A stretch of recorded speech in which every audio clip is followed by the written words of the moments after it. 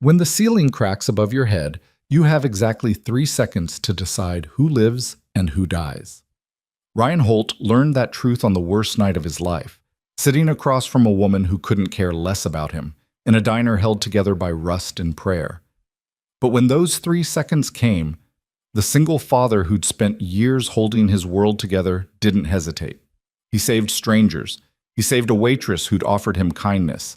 And in doing so, he walked straight into a war he never saw coming. Stay until the end. Hit that like button. Comment your city below so I can see how far this story travels. The rain came down like accusations. Ryan Holt sat in a booth that smelled of 40 years of grease, burnt coffee, and broken promises. Watching the woman across from him, Jessica, he reminded himself. Her name is Jessica.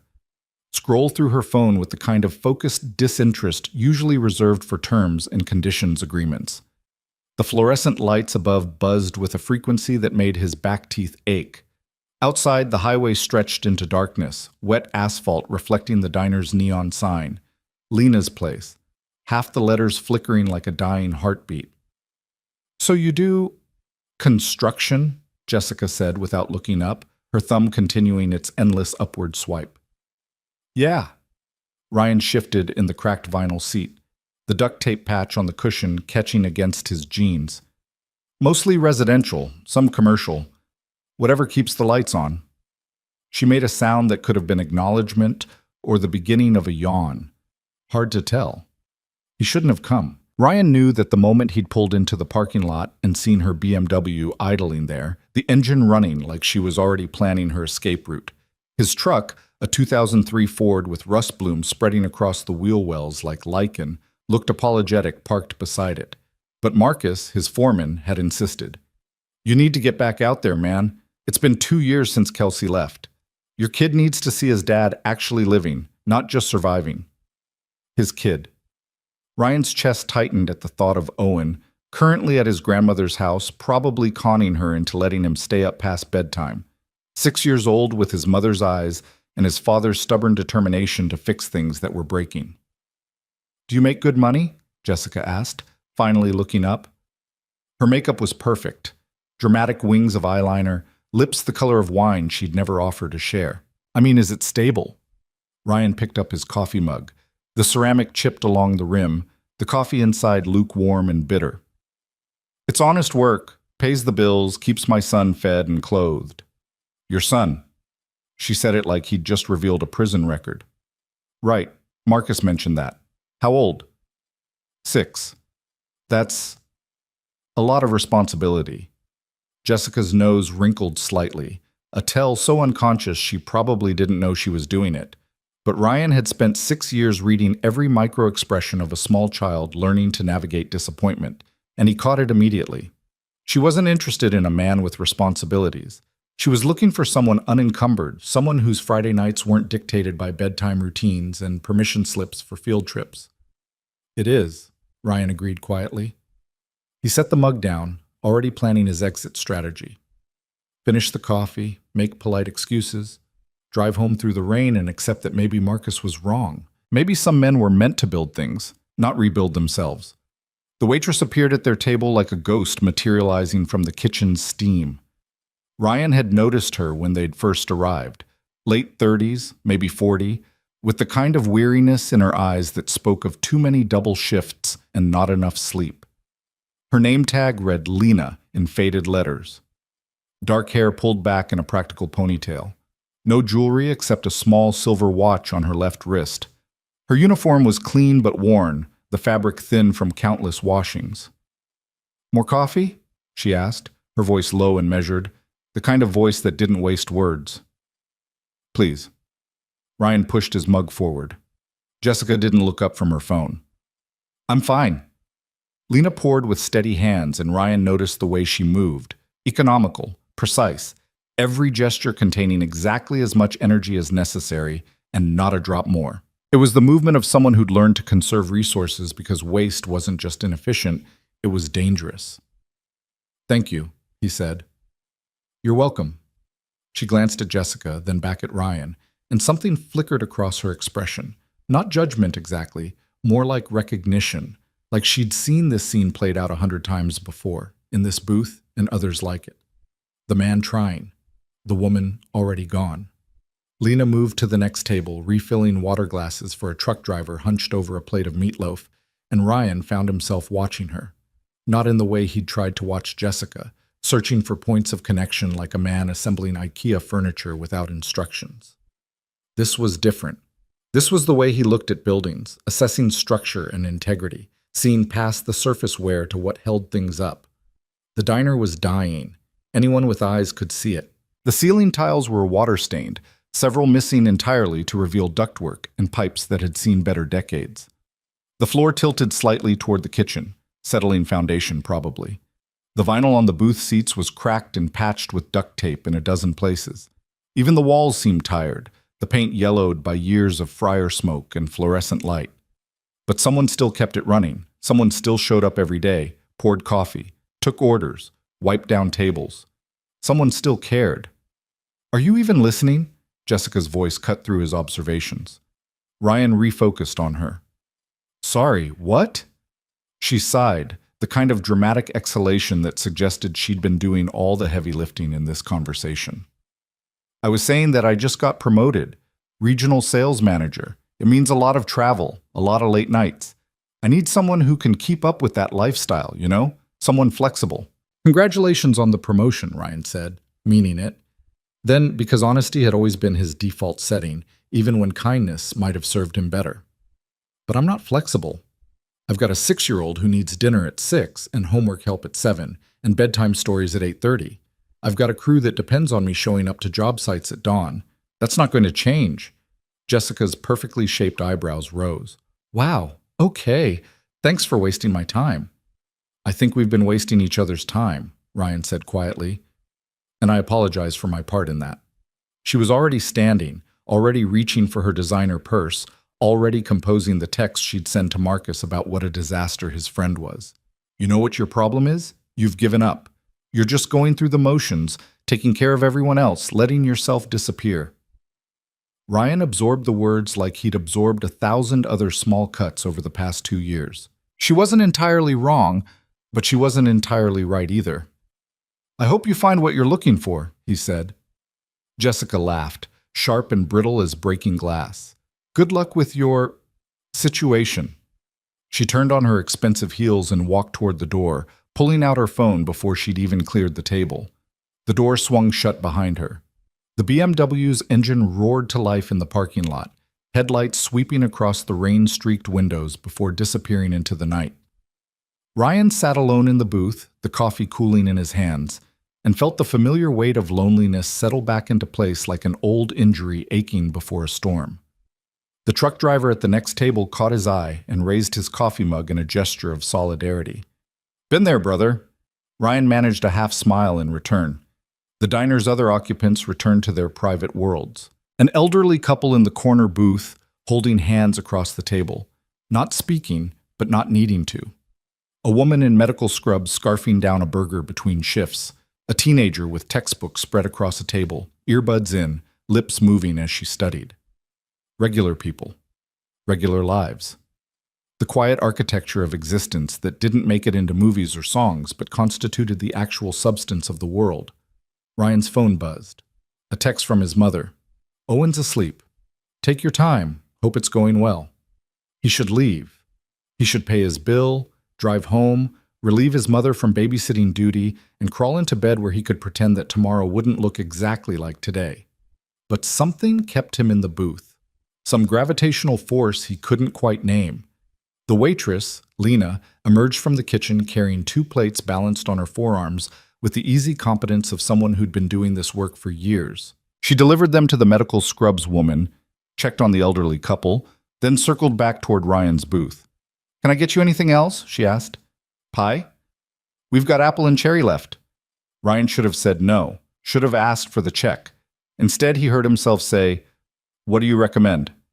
Lena considered the question with the same serious attention she might give a more important inquiry.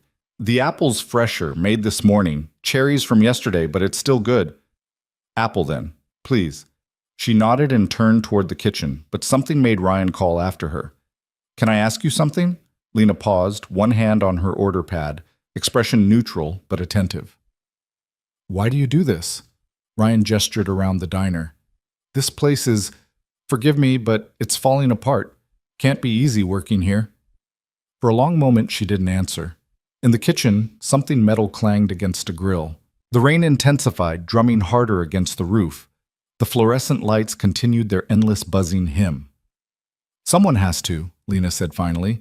Her voice was matter-of-fact, but Ryan heard the layers beneath it, pride and exhaustion and something fiercer, something that refused to bend. This place has been here 37 years. It's employed a lot of people, fed a lot of families. Some things are worth keeping alive, even when they're difficult. Ryan understood. He'd built his entire life on that principle. Your date left, Lena observed. Not a question, not judgment, just a fact presented for the record. Yeah. You okay? The question surprised him. When was the last time someone had asked him that and actually waited for an answer? I'm fine, Ryan said automatically. Then with more honesty, it was never going to work. She wanted someone different than who I am. Lena's expression softened fractionally. People usually do. She moved towards the kitchen, but before she could disappear through the swinging doors, she looked back at him. If you want to sit here all night, nursing that coffee, not spending any more money, that's fine by me. Sometimes the best company is the kind that doesn't require conversation. Something in Ryan's chest loosened. Thank you. Or, Lena continued, her tone carefully casual, if you want someone to sit with you for a while, someone who knows what it's like when the night feels longer than it should, I get off in 20 minutes. I could make us both some decent coffee. Not this burnt stuff. The real thing. Ryan stared at her. This woman he didn't know. This stranger who'd seen him at his most pathetic and was offering something that felt simultaneously insignificant and enormous. Before he could respond, before he could untangle his thoughts into words, the ceiling cracked. Not a small crack. Not the settling groan of old wood adjusting to humidity. This was the sound of structural failure, deep and wrong, like bone breaking. Ryan's head snapped up. His contractor's instincts, honed by 15 years of job sites and close calls, kicked in immediately. He saw the ceiling tile directly above their booth bulging downward, water streaming from its edges. He saw the ductwork behind it sagging, pulling away from supports that had probably been corroding for years. He saw the way the adjacent tiles were beginning to buckle, the failure propagating outward in a pattern he recognized from 100 safety seminars and incident reports. He had maybe 3 seconds. Move! Ryan didn't think. He surged out of the booth, grabbed Lena's arm, she was closest, and yanked her backward. His other hand shot out toward the elderly couple in the corner booth. Get out! Everyone move! The medical scrubs woman looked up, confused. The teenager pulled out her earbuds. The truck driver started to turn. Ryan didn't wait for comprehension. He pulled Lena behind him and lunged toward the elderly couple, his construction worker's strength fueled by pure adrenaline. Now! Move now! The old man, bless him, didn't argue. He grabbed his wife's hand and slid out of the booth with the speed of someone who'd survived enough decades to know when to trust a stranger's panic. The ceiling tile gave way. It didn't fall neatly. It collapsed in a cascade of water-soaked plaster, insulation, and ductwork. A section of metal support beam, rusted through at the joints, came down with it, slamming into the booth where Ryan had been sitting 30 seconds earlier. The impact shattered the table, sent coffee mugs and water glasses flying, cracked the vinyl seats. Then the water came. Not a trickle. A deluge. Years of accumulated rainwater from a failing roof pooled in the space between ceiling and roof, finding its sudden exit. It poured down in sheets, carrying debris and insulation and the stink of mold and decay. The teenager screamed. The medical scrubs woman scrambled backward, knocking over her chair. The truck driver was already on his feet, backing toward the door. But Ryan was watching the ceiling, his mind running calculations he didn't want to make. The collapse zone was spreading. The water damage wasn't localized. He could see it now in the sagging patterns across multiple tiles. The ductwork supports were compromised. The whole section was going to come down. Everybody out! Ryan's voice cut through the chaos with the authority of a man who'd commanded construction crews through dangerous situations. Don't run. Move quickly but carefully. Watch for falling debris. Go! Lena was already moving, her shock transforming into action. She grabbed the elderly woman's arm, guiding her toward the door with steady hands. This way, Mrs. Chen. Careful now. That's it. The cook burst through the kitchen doors, a huge man in a grease-stained apron, eyes wide. What the hell? The ceiling's compromised, Ryan barked at him. Is there anyone else in the kitchen? No, I'm alone tonight. Then get out. Now! More tiles were falling now, a domino effect of structural failure. Water streamed down the walls. Somewhere in the building, something groaned, a sound that raised the hair on Ryan's neck. He did a rapid head count as people fled toward the entrance, the elderly couple moving as fast as they could. The medical scrubs woman, phone already out and dialing. The teenager, wide-eyed and shaking but moving. The truck driver. The cook. Is that everyone? Ryan demanded. Lena stood by the door, water dripping from her hair, her uniform soaked. She was counting too, her eyes scanning the diner with the practiced attention of someone who knew every customer, every regular, every face. Yes, everyone's out. Then let's go. Ryan grabbed her elbow again, gentler this time, and pulled her toward the entrance. They stumbled out into the rain just as another section of ceiling collapsed behind them. The sound was deafening, crashing metal and shattering dishes and breaking glass. Through the diner's windows, they could see the interior being destroyed piece by piece, the overhead lights swinging wildly before they shorted out in sprays of sparks. The small crowd gathered in the parking lot, rain plastering their clothes to their bodies, staring at the building that had been serving coffee and conversation 2 minutes ago and was now a disaster zone. Jesus Christ, the truck driver breathed. We almost died. The elderly man had his arm around his wife, both of them trembling. The teenager was crying, her textbooks abandoned inside, probably ruined. The medical scrubs woman was on her phone with 911, her voice shaking as she reported the collapse. Ryan stood in the rain, his heart hammering against his ribs, the adrenaline beginning to ebb and leave him shaky.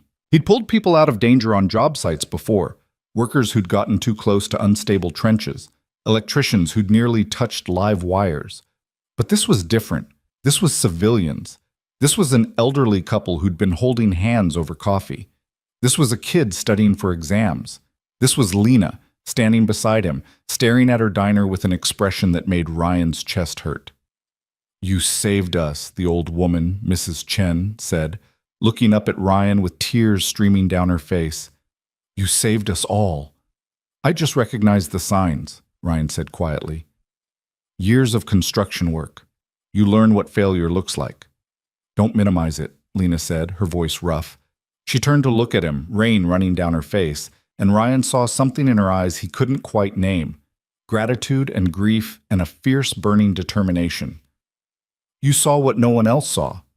You acted when everyone else was frozen. You saved lives. Ryan shook his head. You helped. You got people moving. You kept everyone calm.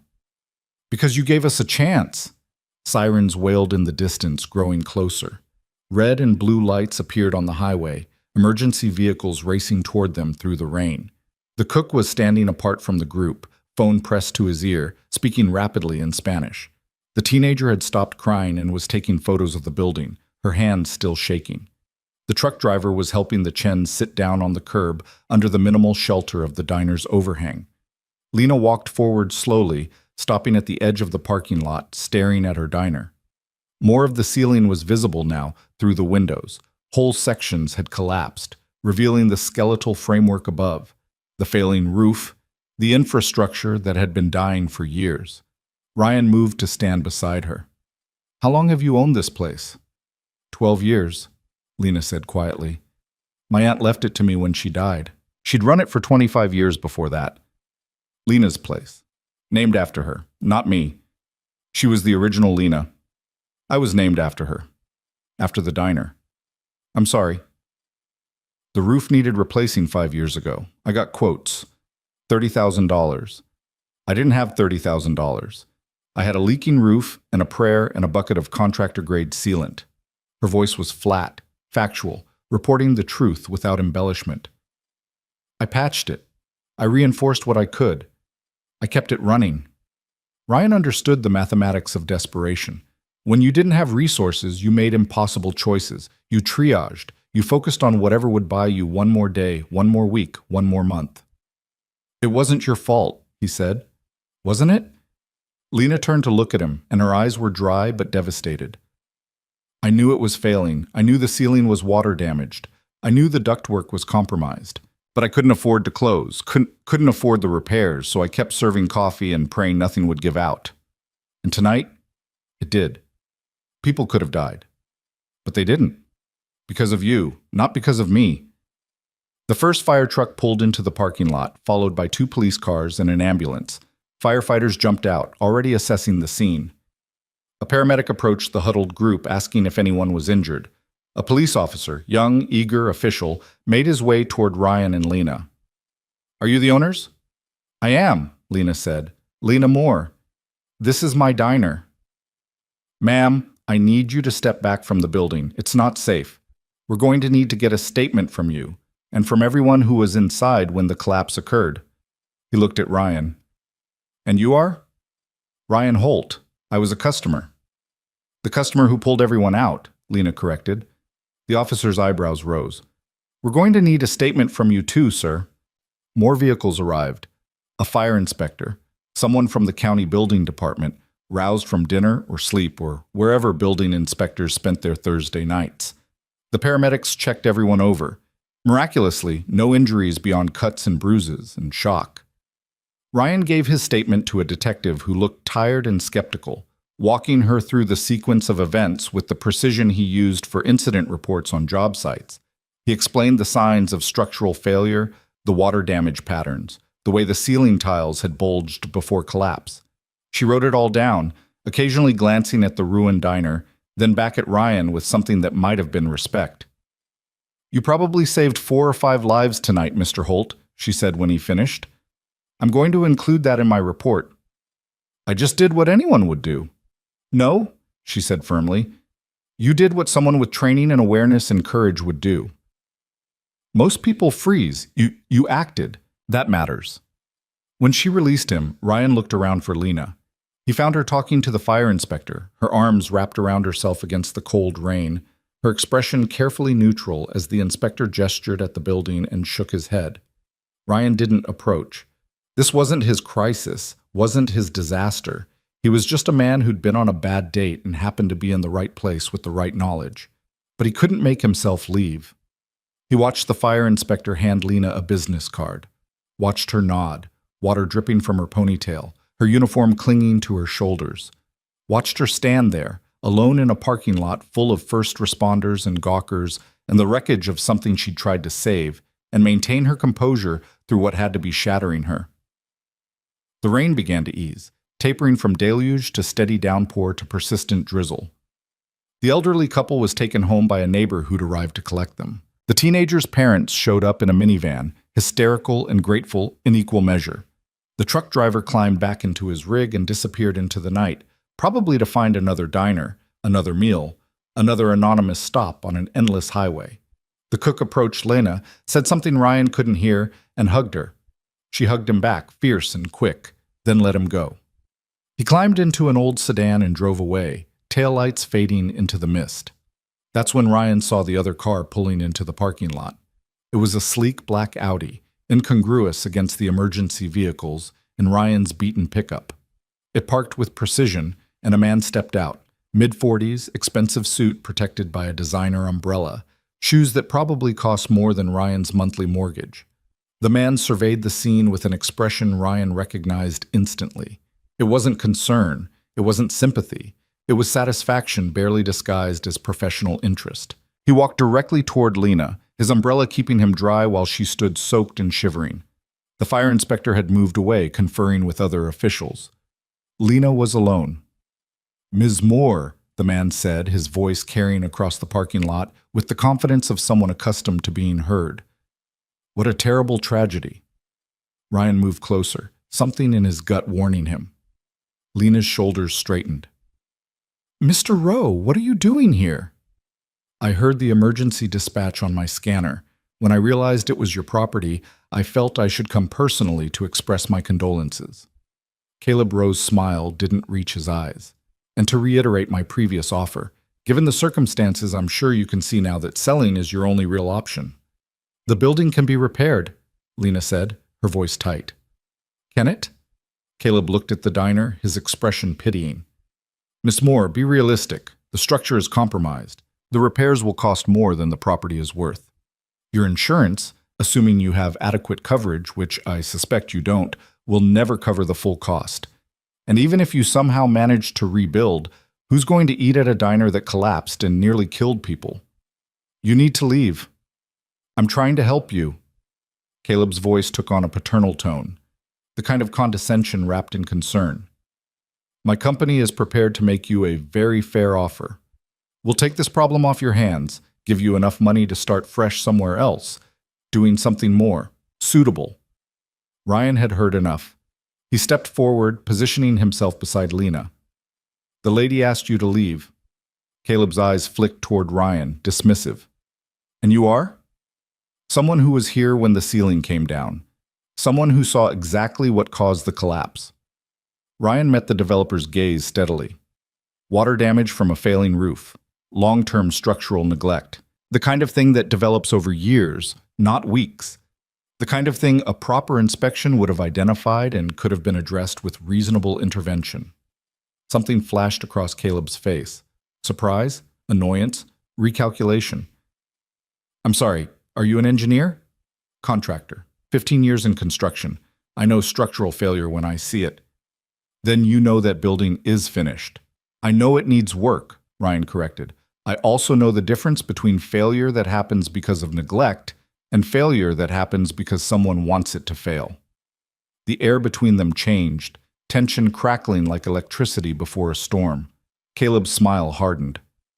Are you implying something, Mr. Holt? Ryan Holt.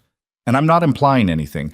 I'm observing that you showed up awfully fast for someone who just happened to hear about this on a scanner. I'm noting that you seem more interested in acquiring this property than in the well-being of the people who were almost killed inside it. I'm wondering what kind of man uses a disaster as a business opportunity. I'm a developer, Caleb said coldly. I see potential where others see problems. This property is in a prime location. Miss Moore is drowning in debt and violations. I'm offering her a life raft. That's not opportunism. That's reality. Lena's hand brushed Ryan's arm, a warning or a request. He wasn't sure which. Mr. Rowe, I appreciate your interest, but I'm not selling. Not tonight. Not ever. This diner is my family's legacy. Your family's legacy is about to be condemned by the county, Caleb said, his professional veneer cracking to reveal the predator beneath. You've got code violations going back 3 years. The building inspector is already preparing the paperwork. Without major repairs, which you can't afford, this property will be seized and auctioned. When that happens, I'll be there to buy it for a fraction of what I'm offering you now. You don't know that, Lena said, but her voice wavered. I do know that, because I've made it my business to know. Caleb closed his umbrella, apparently not caring about the rain anymore, apparently wanting them to see his face clearly. You've been defaulting on your loan payments, Miss Moore. The bank is ready to foreclose. They were ready 6 months ago, but I asked them to give you time. I wanted you to come to this decision willingly, to see reason on your own. Ryan felt Lena stiffen beside him. But clearly, you're not reasonable, Caleb continued. So here's how this is going to work. The building inspector will red tag this property tomorrow. The bank will initiate foreclosure proceedings next week. You'll have 30 days to cure your loan default and complete all code-required repairs.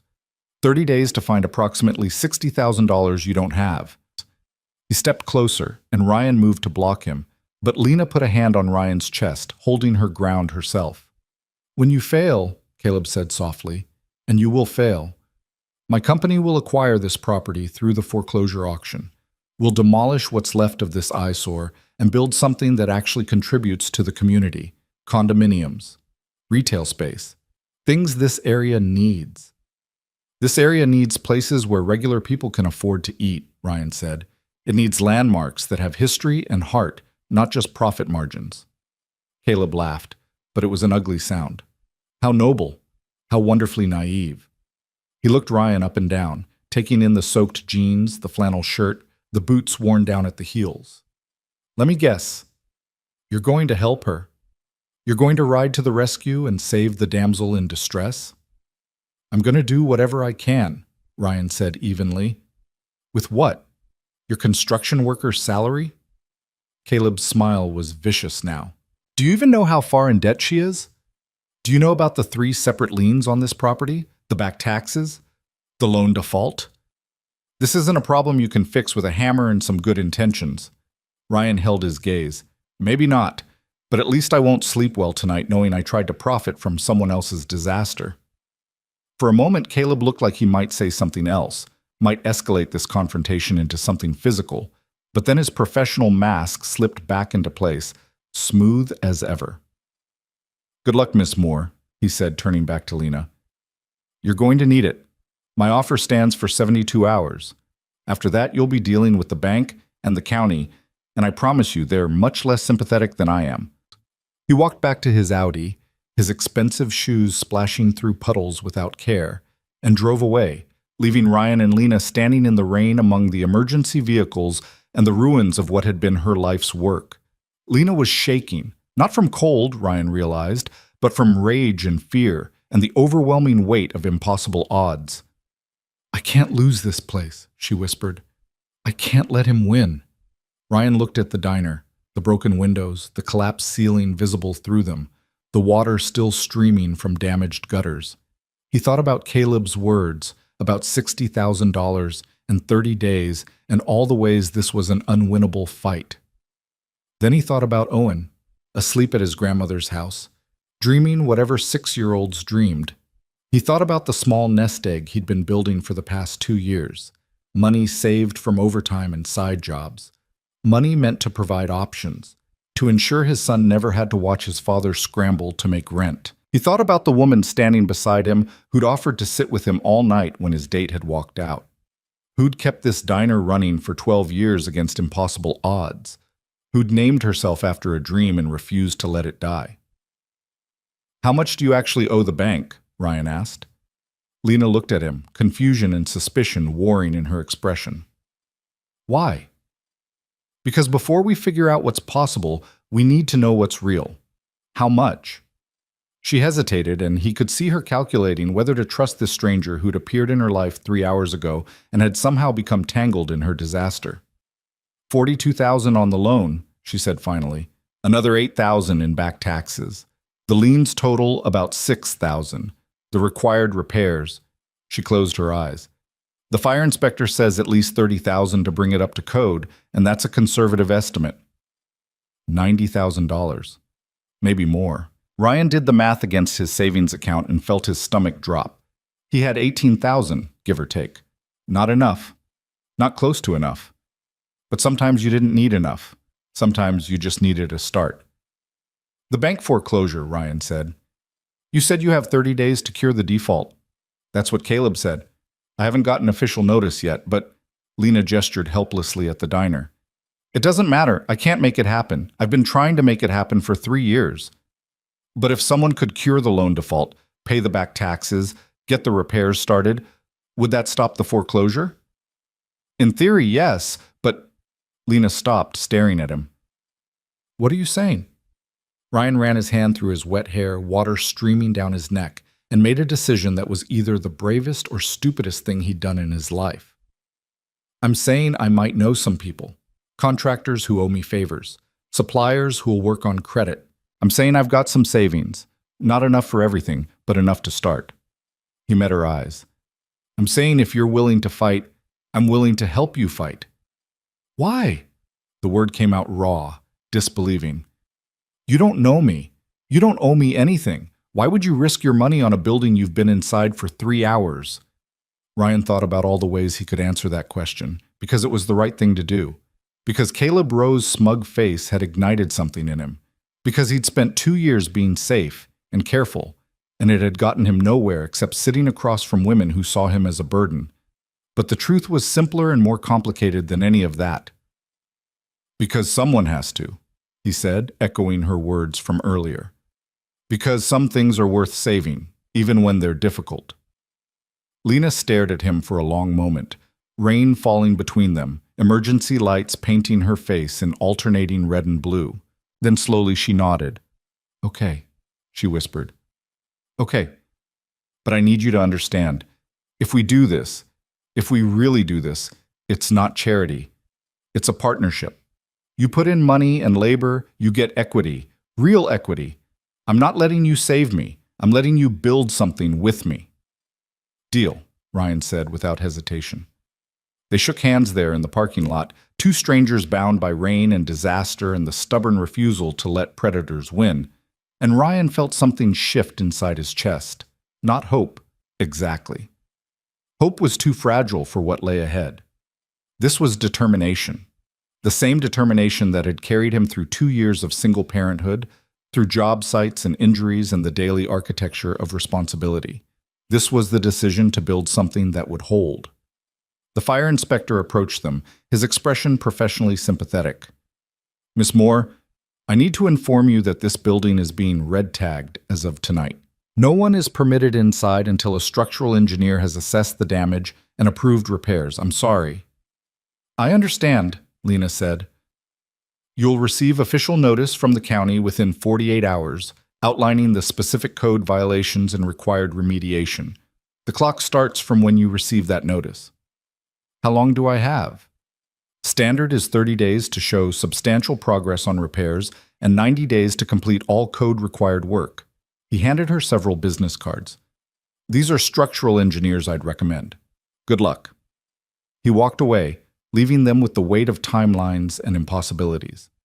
Ryan looked at his watch. Nearly midnight. He needed to get home, relieve his mother, check on Owen, but he couldn't shake the feeling that walking away now would mean abandoning something he'd started, some silent promise made when he'd pulled Lena from that booth. I should go, he said reluctantly. But tomorrow we start figuring this out. I'll look at the damage in daylight, make some calls, get estimates. We'll put together a plan. You really mean this? Lena said. Not a question, a statement of wonder. I really mean this. She pulled a card from her apron pocket, one of the diner's old business cards, the ink faded but the number still legible. Call me when you're ready. I'll be ready too. Ryan took the card, tucking it carefully into his wallet. Then, because the night had already broken every normal rule and there seemed no point in pretending otherwise, he said, For what it's worth, I would have liked that coffee. The real kind. The kind you make after close. Lena's smile was small but genuine, the first one he'd seen from her all night. Rain check? When the roof is fixed. When the roof is fixed, she agreed. Ryan walked to his truck, climbed inside, and sat there for a moment, watching Lena in his rearview mirror.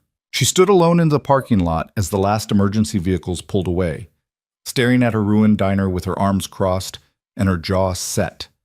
She looked like someone preparing for war. Ryan started the engine and drove home through the thinning rain, his mind already racing through calculations and contacts and the logistics of the impossible. He'd saved 5 people tonight. Now he was going to try to save a building, and maybe, in the process, build something he didn't even know he'd been looking for. Tomorrow, the real work would begin. But tonight he'd stood in the rain and made a promise to a stranger, and for the first time in 2 years, Ryan Holt felt like something other than a man just going through the motions. He felt like a man with a purpose. The rain finally stopped as he pulled into his driveway. Through his mother's kitchen window, he could see her asleep on the couch, TV flickering, waiting for him to come home. Ryan sat in his truck, Lena's business card in his hand, and thought about his son sleeping upstairs, about the college fund he'd been building, about security and responsibility and all the reasons this was a terrible idea. Then he thought about the crack in the ceiling, the 3 seconds of choice, and the way Lena had stood her ground against a man who saw people as obstacles to profit. Some things were worth the risk.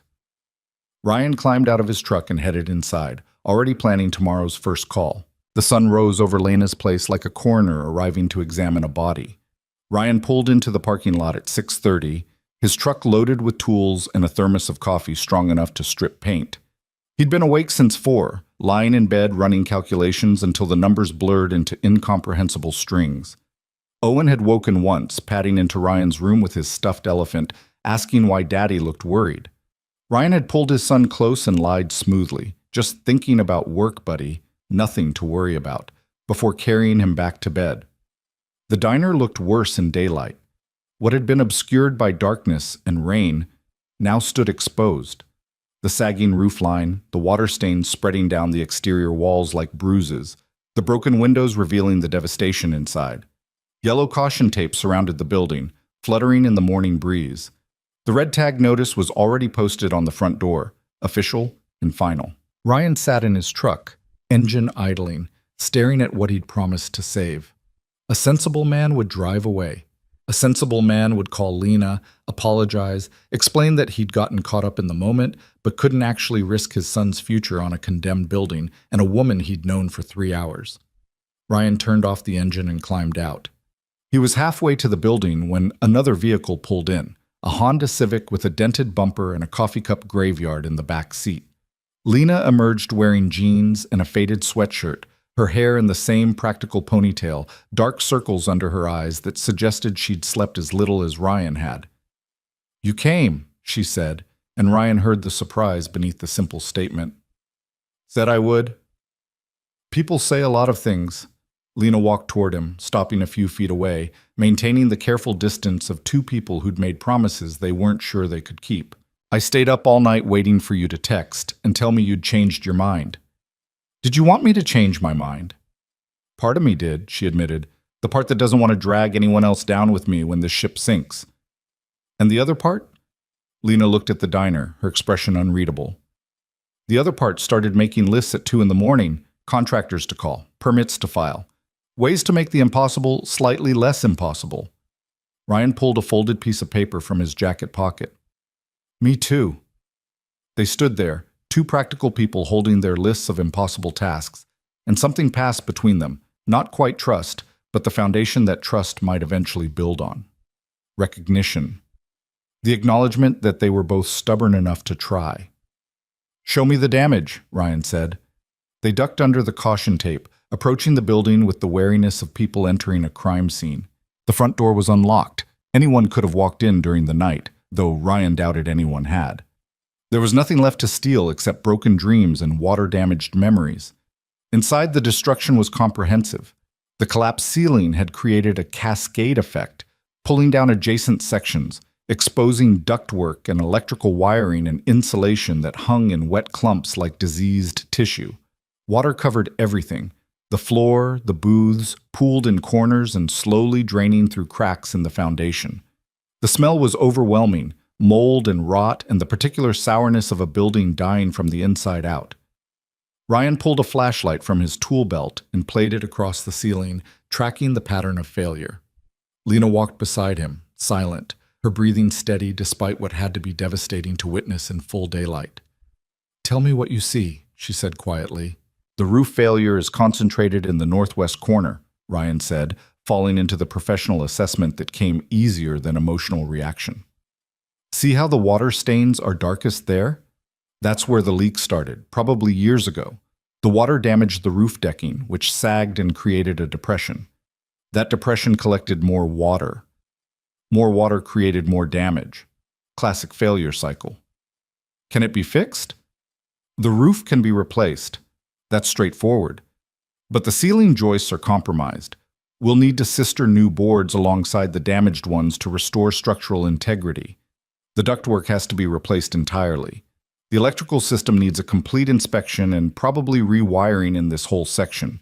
The insulation is destroyed, and that's just what I can see without getting into the walls." Lena absorbed this without visible reaction. "How much?" "For materials? Maybe $15,000 if I can get contractor pricing. Labor's where it gets expensive. We'd be looking at 2 weeks minimum with a full crew, probably longer. At standard rates..." Ryan did the mental math and felt his stomach tighten. $40,000, maybe $45,000. "You said you had $18,000 in savings." "I do." "So we're still short at least $27,000, and that's before we address the loan default and back taxes." Lena's voice remained level, factual, reporting the mathematics of defeat. "Caleb was right. It's impossible." "Caleb's an asshole," Ryan said flatly. "And impossible just means we haven't figured out the solution yet." "You sound like my aunt." Lena moved to what had been the counter, running her hand along the scarred formica. "She used to say that about everything." broken dishwasher, health department violations. The day the health inspector found mice in the storage room. Impossible just means we're not trying hard enough, Lena. Her voice softened. She died trying hard enough. Heart attack at 59, working a double shift because the other waitress called in sick. Ryan heard the warning beneath the story. Don't kill yourself for this. Don't sacrifice everything for a building. But he also heard the love, the respect, the desire to honor something that had mattered. I've got some ideas, Ryan said. Not solutions yet, just possibilities. I'm listening. My crew, the guys I work with, most of them do side jobs for cash. If I can get them to work weekends at a reduced rate, that cuts labor costs significantly. I know a supplier in Millbrook who owes me a favor from a job I helped him finish when his contractor walked. He might extend credit on materials. In the bank foreclosure, there's usually a cure period built into those. If we can show good faith effort, prove we're making progress, they might extend the deadline. Lena turned to face him. That's a lot of ifs and maybes. That's all I've got right now. It's more than I had yesterday. She pulled out her phone, scrolling through something, then held it out to show Ryan. County website. The building inspector uploaded the violation list at 5 this morning. 47 separate code violations, ranging from minor to critical. We have to clear all of them to get the red tag lifted. Ryan took the phone, scrolling through the list. Structural deficiencies, electrical code violations, plumbing issues, fire suppression system failures, each one requiring permits, inspections, certified contractors. This is a bureaucratic nightmare, he muttered. I've been dealing with bureaucratic nightmares for 12 years. I can handle the permits and inspections. Lena reclaimed her phone. What I can't handle is the actual work. That's where I need you. You'll have me. Ryan met her eyes. But I need you to understand something. This isn't going to be clean or easy. We're going to hit problems we didn't anticipate. We're going to run out of money before we run out of violations. There will be days when quitting seems like the only rational choice. I know. And I need you to understand something else. Ryan hesitated, choosing his words carefully. I've got a 6-year-old son. He's my priority. Always. If this project starts affecting my ability to take care of him, I'm out. I'll help you find other contractors. I'll do what I can, but Owen comes first. I wouldn't respect you if he didn't, Lena said simply. I'm not asking you to choose between your kid and this building. I'm asking you to help me fight long enough to see if we can win. Ryan nodded slowly. Okay, then let's get to work. They spent the next 2 hours documenting everything. Ryan taking photos and measurements while Lena made detailed notes on her phone. They cataloged every broken tile, every damaged board, every violation that needed addressing. It was grim, methodical work, the kind that made the scope of the problem feel simultaneously more manageable and more overwhelming. At 8:30, Ryan's phone buzzed. Marcus. Where are you? Job site's been waiting for 20 minutes. Ryan had forgotten. Friday morning. They had a deck renovation in Riverside, a job they'd started 3 weeks ago. He was supposed to be there supervising the crew. I had an emergency. I'll be there in 30 minutes. What kind of emergency? Marcus's suspicion came through clearly. The kind I'll explain later. Start without me. I'll be there soon. He hung up before Marcus could argue and looked at Lena apologetically. I have to go. I've got a crew waiting. Of course, I have to open anyway. She paused. Open? That's funny. I can't actually open. The bank thing, when do you get official notice? According to their website, foreclosure notices go out certified mail within 3 business days of default declaration, so probably Monday or Tuesday, which gives us the weekend to make a plan. Ryan pulled out his wallet and extracted Lena's business card from the night before, slightly damp but still legible. I'll make some calls this afternoon, see what's actually possible versus what's wishful thinking. Can we meet tomorrow? Saturday morning? Here? Coffee shop might be better, somewhere we can spread out paperwork without breathing mold spores. Lena almost smiled. There's a place called Rosie's on Main Street, opens at 7. I'll be there at 7:30, gives me time to drop Owen at my mother's. Ryan headed for his truck, but Lena called after him. Ryan? Thank you for showing up, for not being sensible. Day's still young, he said. I might come to my senses yet. But driving toward the Riverside job site, Ryan knew he wouldn't. Something had shifted in him last night, some weight he'd been carrying without realizing it. The weight of going through motions, of building other people's dreams while his own life remained carefully small and safe and utterly predictable. This was reckless. This was dangerous. This might destroy the financial security he'd worked 2 years to build. But it felt alive. Marcus was waiting when Ryan arrived, arms crossed, expression somewhere between annoyed and concerned. The rest of the crew, Tommy, Jorge, and young Derek, were already working, the sound of power saws cutting through morning air. "You want to tell me what's going on?" Marcus asked. Ryan grabbed his tool belt from the truck bed. "Remember that date you set me up on? The one with Jessica? Please tell me you didn't do something stupid." "Define stupid," Marcus groaned. "What did you do?" So Ryan told him about the collapse, about Lena, about Caleb Rowe and the foreclosure and the impossible timeline. Marcus listened without interrupting, his expression cycling through disbelief, concern, and finally resignation. "You're actually serious about this," Marcus said when Ryan finished. "I am." "You know this is insane, right? You barely know this woman. You're talking about risking your savings, your weekends, your—" Marcus stopped. "Does Owen know?" "Not yet." "Ryan, man, I love you like a brother, but have you thought this through? Actually thought it through? You've spent 2 years being careful with money, being responsible, making sure Owen never has to worry about stability. And now you're going to blow it all on a condemned diner? I'm not blowing it all. I'm investing it." "In what? A building that's literally falling apart?" Ryan set down his tool belt and looked at his friend. "You remember why I got into this business? Because your dad was a contractor. Because my dad built things that lasted, houses that families grew up in, decks where people had birthday parties and barbecues, things that mattered to regular people trying to live regular lives." Ryan gestured around the job site. A beautiful house in a beautiful neighborhood. The kind of place where people had vacation homes and investment portfolios. "We do good work here. But who are we building for? People who already have everything they need. People who pay well," Marcus pointed out. "True. And I'm grateful for the work.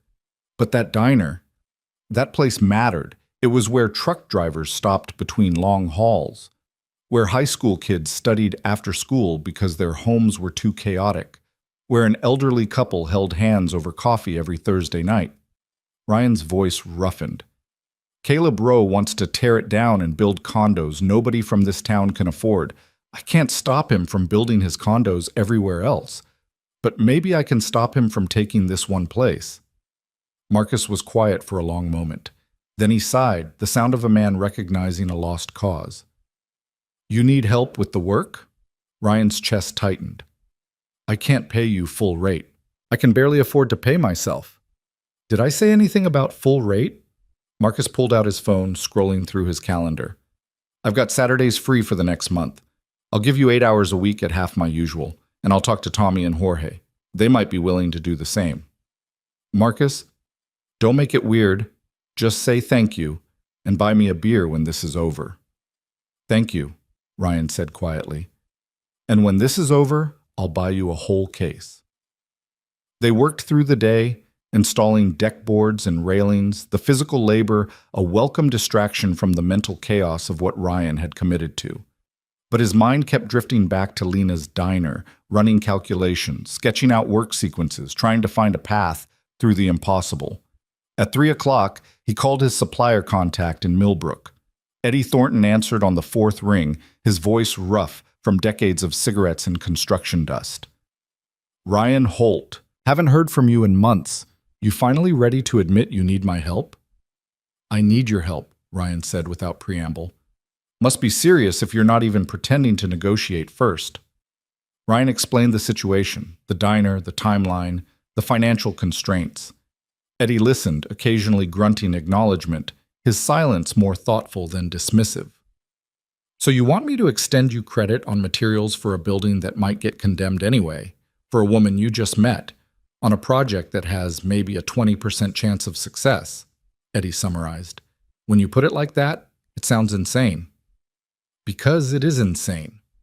Eddie paused, and Ryan heard him lighting a cigarette, the familiar click of a Zippo.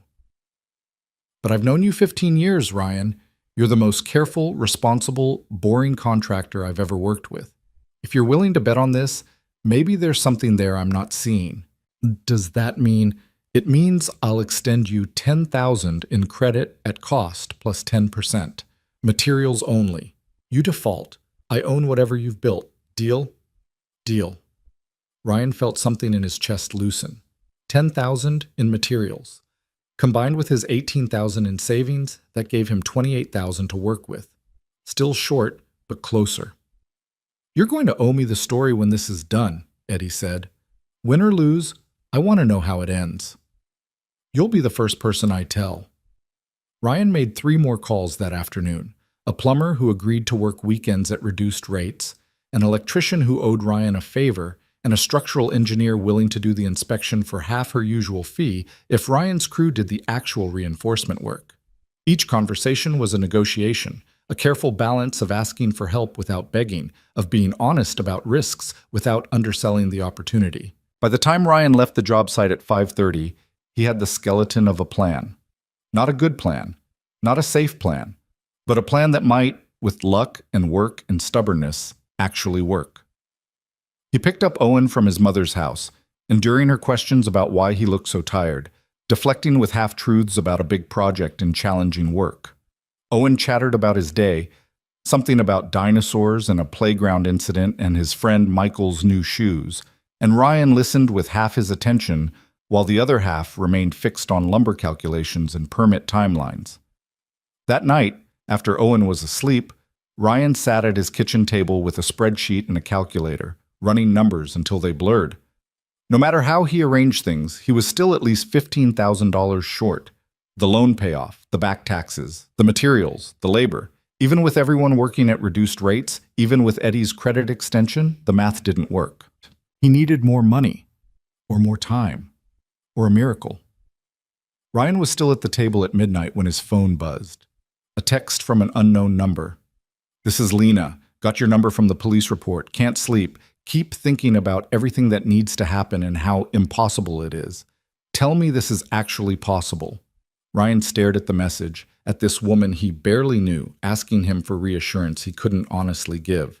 He typed, "It's possible, improbable, but possible. See you tomorrow at Rosie's." Her response came immediately. "Thank you for lying. It helps." Ryan smiled despite everything and set down his phone. Then he went back to his spreadsheet, searching for solutions in columns of numbers that refused to cooperate. Saturday morning arrived cold and bright. Ryan dropped Owen at his mother's house. "Just a few hours, I've got a meeting," and drove to Main Street. Rosie's Coffee was a local institution, the kind of place that served coffee in actual ceramic mugs and made their pastries from scratch. It was crowded with the weekend breakfast crowd, but Ryan spotted Lena in a corner booth, already surrounded by papers. She looked up when he approached, and Ryan saw that she'd been crying. Not recently, her eyes were clear, but the evidence was there in the redness and the tightness around her mouth. "Rough night?" he asked, sliding into the booth across from her. "Got the official foreclosure notice. Hand-delivered at 7 this morning by a process server who apologized while destroying my life." Lena pushed a stack of legal documents across the table. 30 days to cure the default, $42,000 due immediately. All violations must be cleared before the bank will consider the loan current. Ryan scanned the documents, his contractor's eye picking out the relevant details. The cure period started today, 30 days. The clock was already ticking. "Okay," he said, "let's figure out what we can actually do in 30 days. They worked through the morning, ordering coffee and barely touching it, building a timeline that felt like constructing a house of cards in a windstorm. Week 1, emergency roof repairs to stop further water damage. Week 2, structural reinforcement and electrical work. Week 3, finish interior repairs, address remaining code violations. Week 4, final inspections and hope everything passed." "This assumes nothing goes wrong," Lena said, staring at their timeline. "Things will go wrong," Ryan corrected. "We just have to hope they're small things we can fix quickly." A shadow fell across their table. Ryan looked up to find Caleb Rowe standing there, immaculate in weekend casual wear that probably cost more than Ryan's truck payment, holding a coffee cup that advertised his virtue. some fair trade organic blend. Ms. Moore, Mr. Holt. Caleb's smile was professionally pleasant. Working on the weekend. How industrious. Mr. Rowe, Lena's voice was ice. You're not welcome at this table. It's a public coffee shop. I'm a paying customer. Caleb gestured at their spread of papers. I couldn't help but notice you're making plans. That's adorable, really. But you should know that I had a conversation with the county building inspector yesterday. The list of violations has been updated. Turns out there are some additional issues that came to light during the initial inspection. Ryan felt cold certainty settle in his gut. What kind of issues?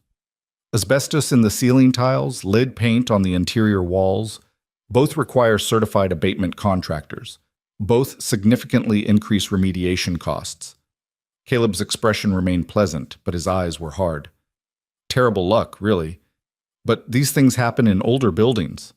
You son of a... Ryan started to rise, but Lena's hand shot out, gripping his wrist. He wants you to make a scene, she said quietly. Don't give him the satisfaction. Caleb's smile widened. Smart woman. You should listen to her, Mr. Holt. Violence solves nothing. Money, on the other hand, solves everything, and you simply don't have enough of it. How do you know what we have? Ryan demanded. Because I make it my business to know. I know exactly how much you have in savings, Mr. Holt. $18,347 as of yesterday. I know you've extended credit with Eddie Thornton. $10,000 at cost plus 10. I know you're planning to use your construction crew on weekends at reduced rates. Caleb leaned closer. I know everything. And I know it's not enough. Get away from our table, Lena said. I'm trying to help you understand reality. The asbestos abatement alone will cost $15,000. Lead paint remediation, another $8,000. You're looking at least $23,000 in additional costs, and that's before you've even started the actual repairs. Caleb straightened. My offer expires Monday morning. After that, you're on your own against the bank and the county in reality. He walked away, leaving them in silence heavy with the weight of impossible math. Ryan looked at Lena and saw his own desperation reflected in her eyes. Asbestos and lead paint, she whispered. We're done. We can't afford that. There are programs, Ryan said, his mind racing. County grants for hazardous material abatement, environmental protection loans. We just need to... Ryan, Lena's voice was gentle but final. Stop, please. I appreciate everything you've tried to do, everything you were willing to risk. But Caleb's right. We don't have enough money. We don't have enough time. And I can't let you destroy your financial security for a fight we can't win. We haven't lost yet. We lost the moment the ceiling collapsed. I was just too stubborn to admit it. Lena started gathering her papers, her movements mechanical. I'll accept Caleb's offer, take what I can get. Start over somewhere else. You don't mean that. I do. She met his eyes, and Ryan saw the fight draining out of her in real time. Thank you, Ryan. Truly. For showing up. For believing it was possible. But I'm not going to let you sacrifice your son's future for my past. She stood, papers clutched to her chest, and walked toward the door. Ryan sat frozen in the booth, watching her leave, feeling the familiar weight of failure settling over him. This was what happened when you reached beyond what was safe. This was what happened when you tried to build something that mattered instead of just getting by. You failed, and people got hurt. But as Lena pushed through the door and disappeared onto Main Street, something in Ryan refused to accept it. Something stubborn and probably stupid, the same thing that had made him pull people from a collapsing building, the same thing that had made him offer his savings to a stranger. He pulled out his phone and dialed Eddie Thornton. Eddie? That credit you extended me? I need to increase it to $20,000, and I need the name of every environmental abatement contractor you know who might work on payment plans. Ryan, what are you doing? Probably destroying my life. Can you help or not? Eddie was quiet for a beat, then, I'll make some calls, and Ryan, you better win this thing, because if you don't, I'm going to feel really stupid for believing in you. That makes two of us, Ryan said, and hung up. He had 30 days to save a building, stop a foreclosure, and prove that sometimes the impossible was just difficult in disguise. The clock was ticking, and Ryan Holt was done being sensible. Ryan found Lena in the diner parking lot, sitting in her Honda with the engine off, staring at the red-tagged building through rain-streaked windows. The sky had turned gray again, threatening another downpour, as if the weather itself was conspiring with Caleb Rowe. He knocked on her window. She didn't move, didn't acknowledge him, just kept staring straight ahead like a woman watching her life burn down and unable to look away. Ryan knocked again, harder this time. Slowly, Lena rolled down the window. Her face was dry but devastated, the expression of someone who'd cried all the tears they had and now faced the empty aftermath. "I thought we were done," she said quietly. "We're not done until you sign Caleb's papers. Have you signed them?" "No, but—" "Then we're not done." Ryan crouched beside her car, bringing himself to eye level. "I called Eddie back. He's increasing my credit line and connecting me with environmental contractors. I'm calling in every favor I've ever earned. We can make this work." "Ryan, the math doesn't work. Even if we get the abatement done, even if we clear all the violations, I still can't make the loan payment, $42,000. I don't have it. You don't have it. And the bank doesn't care about good intentions." "The loan documents," Ryan said. "Can I see them again?" Lena hesitated, then reached into her bag and pulled out the foreclosure notice. Ryan had read it quickly at the coffee shop, focused on the timeline and the total amount due. Now he read it with the careful attention he gave to building codes and contract specifications, looking for the details that made the difference between failure and possibility. Cure clause. 30 days. All amounts due must be paid in full to reinstate the loan. But there was another paragraph buried in the legal language, a paragraph about good faith effort and substantial compliance. "Look at this," Ryan said, pointing. "The bank is required to consider partial payment if accompanied by evidence of substantial progress on code violations.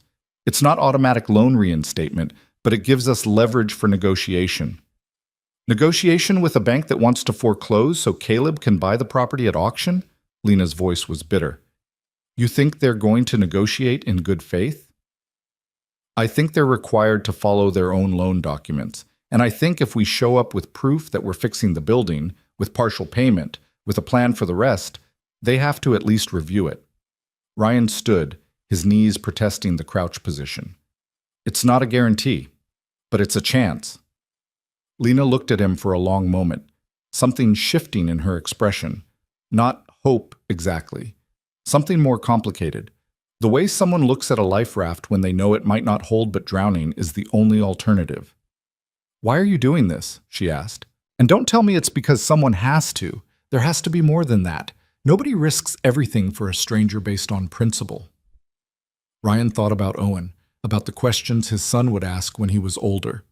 He thought about his own father, a man who'd built houses for working families until a heart attack took him at 53. He thought about the way Lena had offered to sit with him all night, a kindness extended without expectation of return. "My dad used to say that you judge a man by what he builds and what he refuses to let fall," Ryan said slowly. He meant it literally. He was talking about construction, about doing work that lasted. But I think he meant it other ways too, about the kind of life you build, about what you're willing to fight for. He paused, choosing his words carefully. "I've spent 2 years building a small, safe life, making sure Owen had stability, making sure nothing could collapse on us. And that was necessary. It was what we needed. But somewhere in all that safety, I stopped building anything that mattered beyond just survival." Ryan met her eyes. "Last night, when I pulled you out of that booth, when I saw that ceiling coming down, I felt something I hadn't felt in years, like I was doing something that actually mattered, something bigger than just getting through the day." "That's not a reason to risk your son's college fund," Lena said softly. "No, it's not. But teaching him that some things are worth fighting for, that you don't just walk away when it gets hard, that you help people even when it costs you something, that's worth more than any college fund." Lena's eyes filled with tears she didn't let fall. "You're either the best man I've ever met, or the biggest fool." "Probably both." Ryan straightened. "So are you going to sit in this car feeling sorry for yourself, or are you going to help me figure out how to beat Caleb Rowe?" A ghost of a smile touched Lena's lips. "You know he's going to fight dirty. Then we fight smarter." Lena wiped her eyes, took a deep breath, and climbed out of her car. Okay, tell me your plan. They spent the rest of Saturday afternoon in the diner, masks on against the mold, flashlights cutting through the gloom, documenting every inch of damage for the environmental assessment.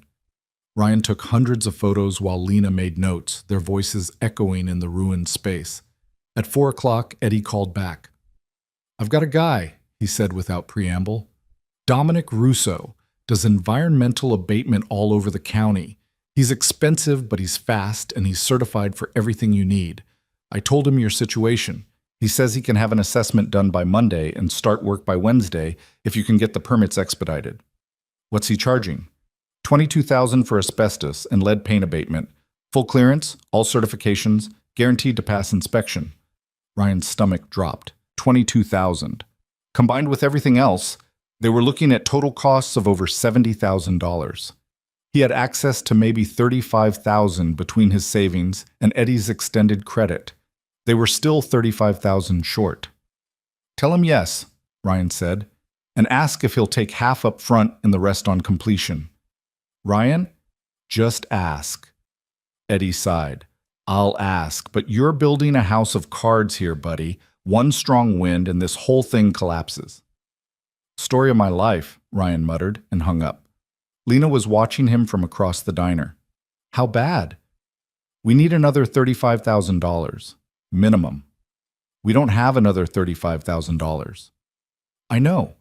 Ryan ran his hand through his hair, his mind racing through possibilities. Personal loan? His credit was good, but not good enough for that amount. Second mortgage on his house. That would take weeks to process. Crowdfunding? Maybe, but not in the timeline they had. His phone buzzed. A text from his mother. "Owen wants to know if you're coming to dinner. I'm making pot roast." Owen, who needed new shoes for school and who Ryan had promised could join the soccer league next season. Owen, whose college fund Ryan was about to drain for a building that might get demolished anyway. "I need to go," Ryan said, pocketing his phone. "It's Saturday. I've got dinner with my son." "Of course." Lena started gathering her things.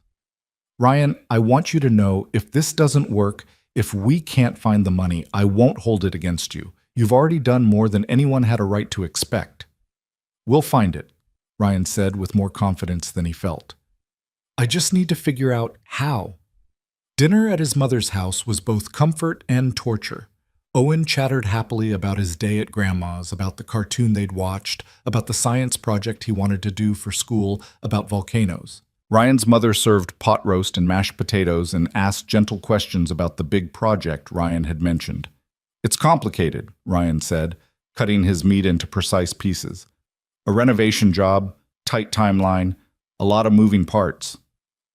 "You look exhausted," his mother observed. "When's the last time you slept a full night?" "Couldn't tell you."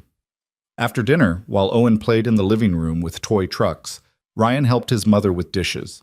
She washed, he dried, falling into the comfortable rhythm they'd established over the past 2 years of regular Saturday dinners. "You want to tell me what's really going on?" she asked, handing him a dripping plate. "What makes you think something's going on?" "You're my son, Ryan. I've watched you carry the weight of the world since Kelsey left. But this is different. This isn't just responsibility weighing on you. This is something else." Ryan dried the plate slowly, considering how much to tell her. His mother had helped him through the darkest period of his life, had taken care of Owen while Ryan figured out how to be a single father, had never once made him feel like a burden. She deserved honesty. "I'm trying to help someone save their business," he said finally. "A diner. It's in foreclosure. If I don't help, it gets sold at auction to a developer who'll tear it down." "And this is important to you, why?" "Because it matters. Because it's a place that serves people who don't have a lot of options. Because the owner is fighting to keep it alive and she shouldn't have to fight alone." His mother was quiet for a moment, washing another dish with methodical attention. "This owner, is she someone special?"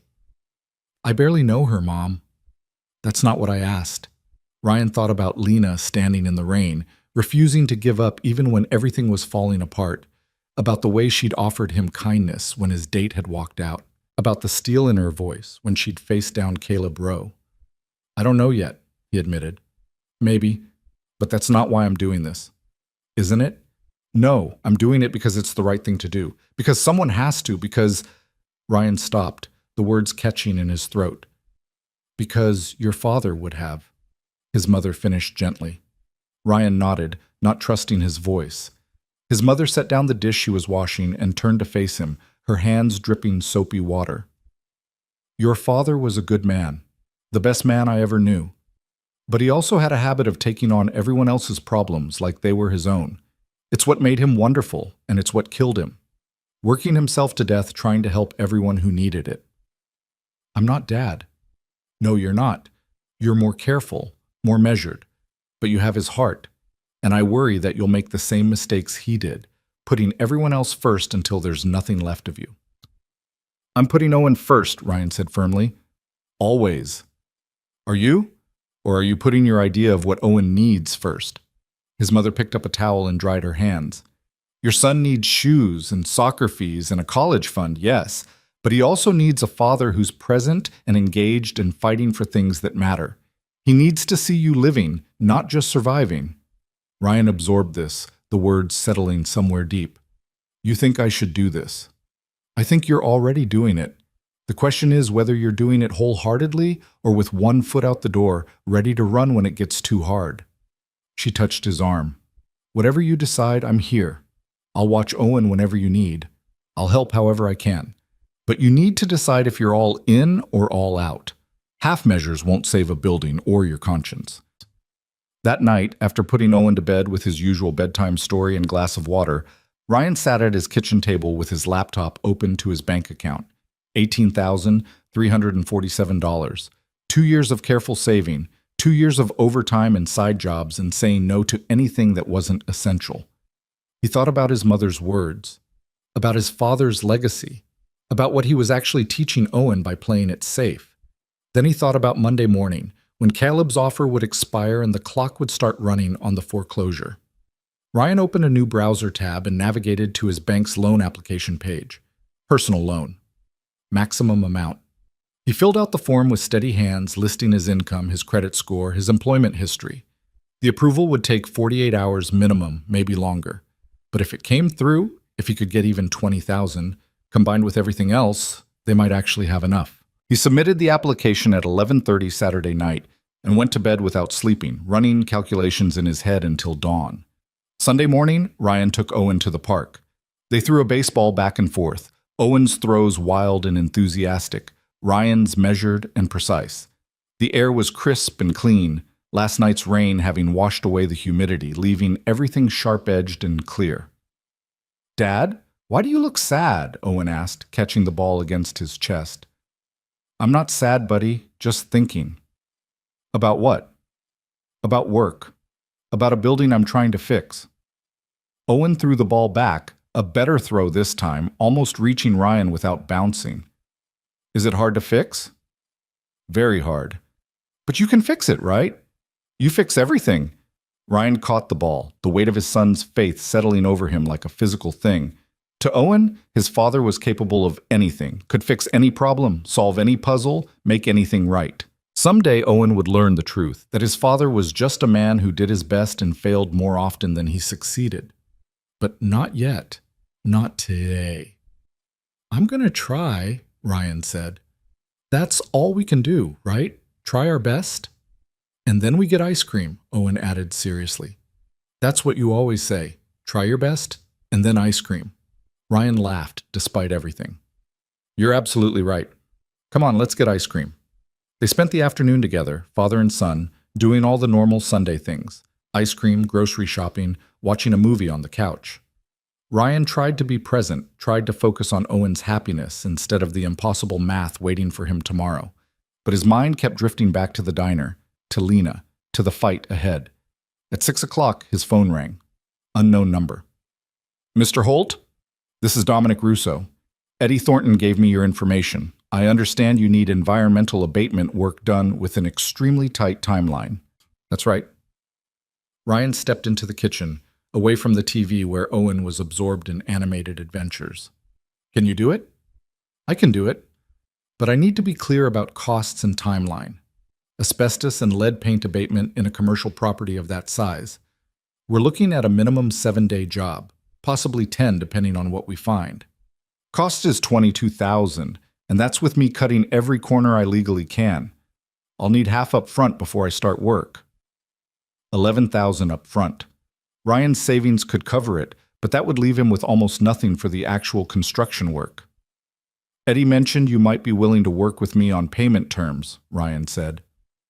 Dominic was quiet for a beat. Eddie tells me you're trying to stop a foreclosure, that you're up against Caleb Rowe. That's right. I've dealt with Rowe before.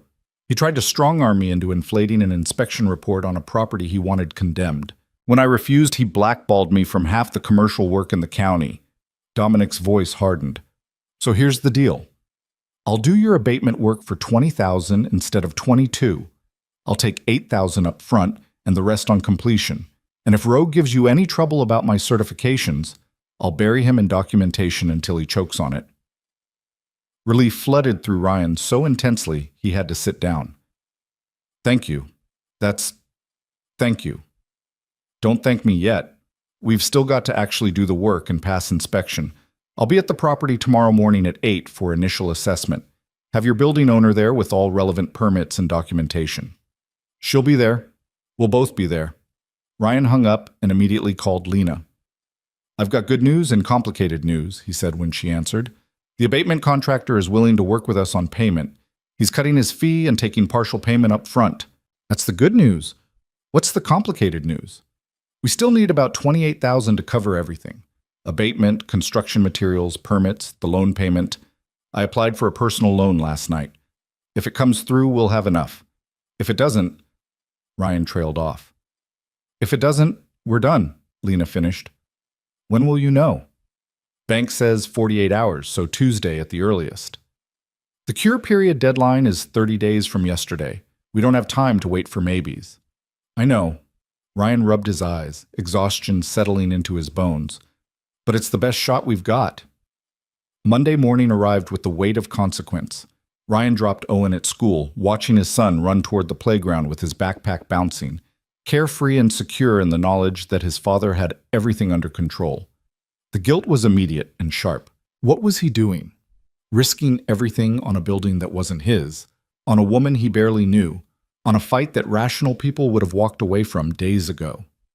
But Ryan drove to the diner anyway, arriving at 7:45 to find Lena already there, along with Dominic Russo, a compact man in his 50s with the weathered face of someone who'd spent decades dealing with hazardous materials and bureaucratic nightmares.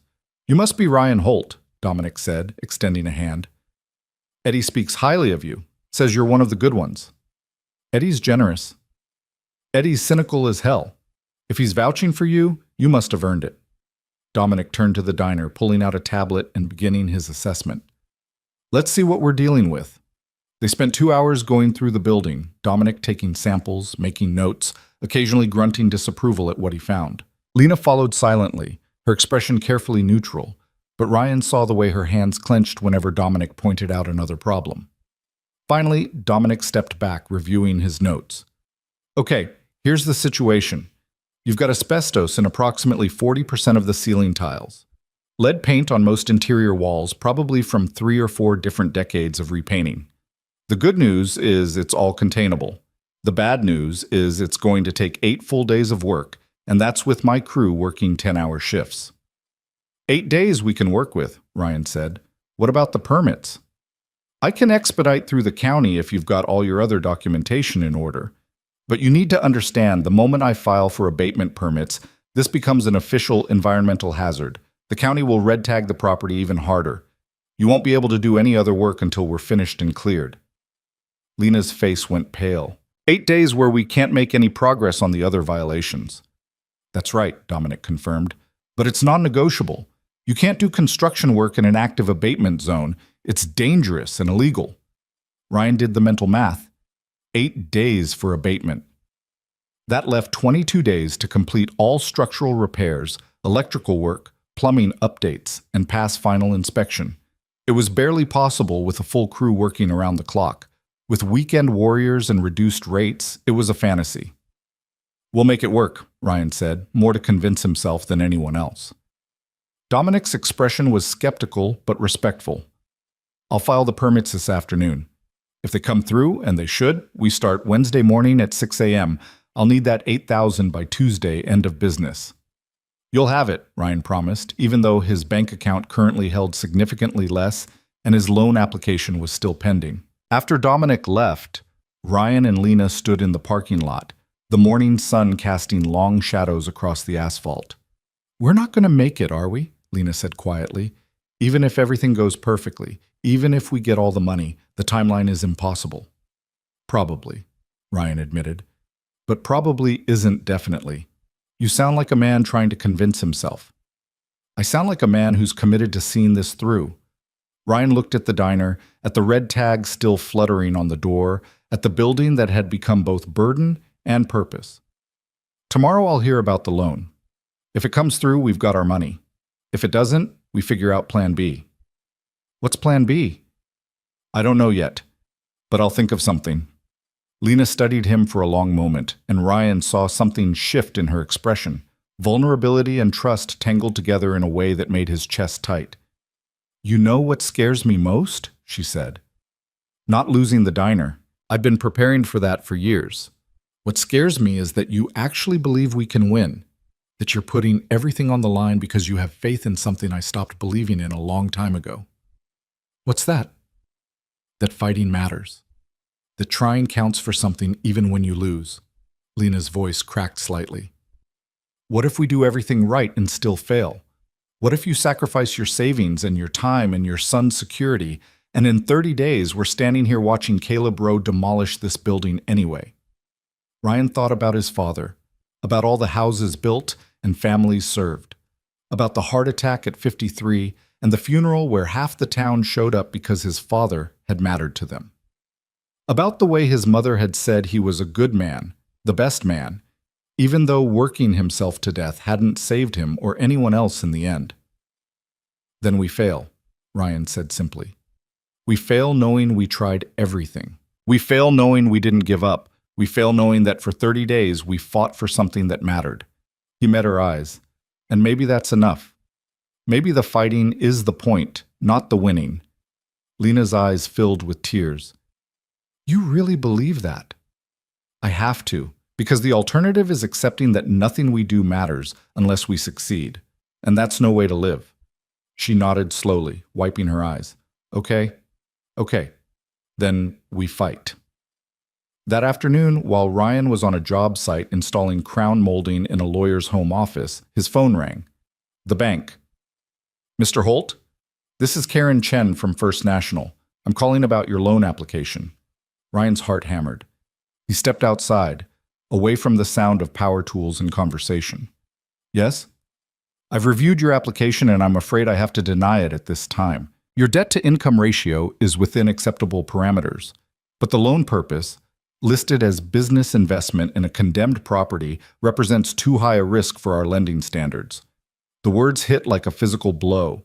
Ryan leaned against his truck, the metal warm from the afternoon sun, and felt the careful architecture of his plan collapse. "Is there any way to reconsider?" he asked. "Any additional documentation I could provide?" "I'm sorry, Mr. Holt. The decision is final." Karen's voice was professionally sympathetic.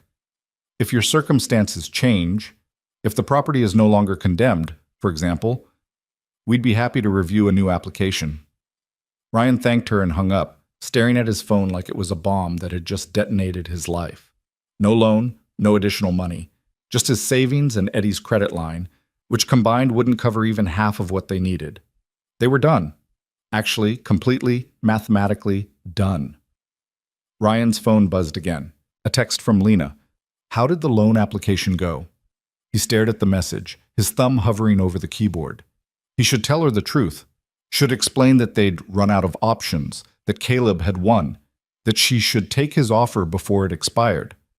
Instead, Ryan typed, "Still waiting to hear. I'll call you tonight." It was a lie. A coward's lie. But Ryan needed time to think, needed to find some solution that didn't exist, needed to figure out how to tell this woman who'd started believing again that her faith had been misplaced. He worked through the afternoon on autopilot, measuring and cutting and installing trim with mechanical precision while his mind spun uselessly through impossible scenarios. At 4 o'clock, Marcus found him in the hallway, staring at a piece of molding like it contained the secrets of the universe. "You okay, man?" "The loan got denied," Ryan said flatly. "Shit. What are you gonna do?" "I don't know. Call Lena. Tell her it's over. Watch her give up again." Ryan set down the molding carefully. "I convinced her to keep fighting, Marcus. I told her we could make it work, and now I have to tell her I was wrong." Marcus was quiet for a moment. Then he pulled out his phone, scrolled through something, and turned the screen to show Ryan. It was a GoFundMe page. "Tommy's wife set it up last night," Marcus explained. "She heard about what you're trying to do, wrote up the story, about the diner, about you saving people from the collapse, about fighting against a developer trying to steal someone's life's work. She posted it on every local Facebook group, sent it to the newspaper, shared it everywhere." Ryan stared at the screen, at the description of a single father risking everything to help a stranger, at the photos of the collapsed diner, at the plea for help. The fundraising goal was $50,000. The current total was $12,318. $12,000, Ryan breathed. In less than 24 hours? "People want to help. They just needed to know the story." Marcus grinned. "And Tommy's wife is relentless when she decides something's important. She's got the local news coming to interview you tomorrow. Says it'll probably hit 15,000 by Wednesday." Ryan felt something crack open in his chest. Not hope exactly, but possibility. 12,000 plus his savings, plus Eddie's credit. It still wasn't enough, but it was closer. So much closer. "I didn't ask for this," Ryan said. "No, you didn't. But maybe that's why people want to give, because you're not asking for yourself. You're fighting for someone else." Marcus clapped him on the shoulder. "You still need to tell Lena about the loan, but maybe now you've got something else to tell her too."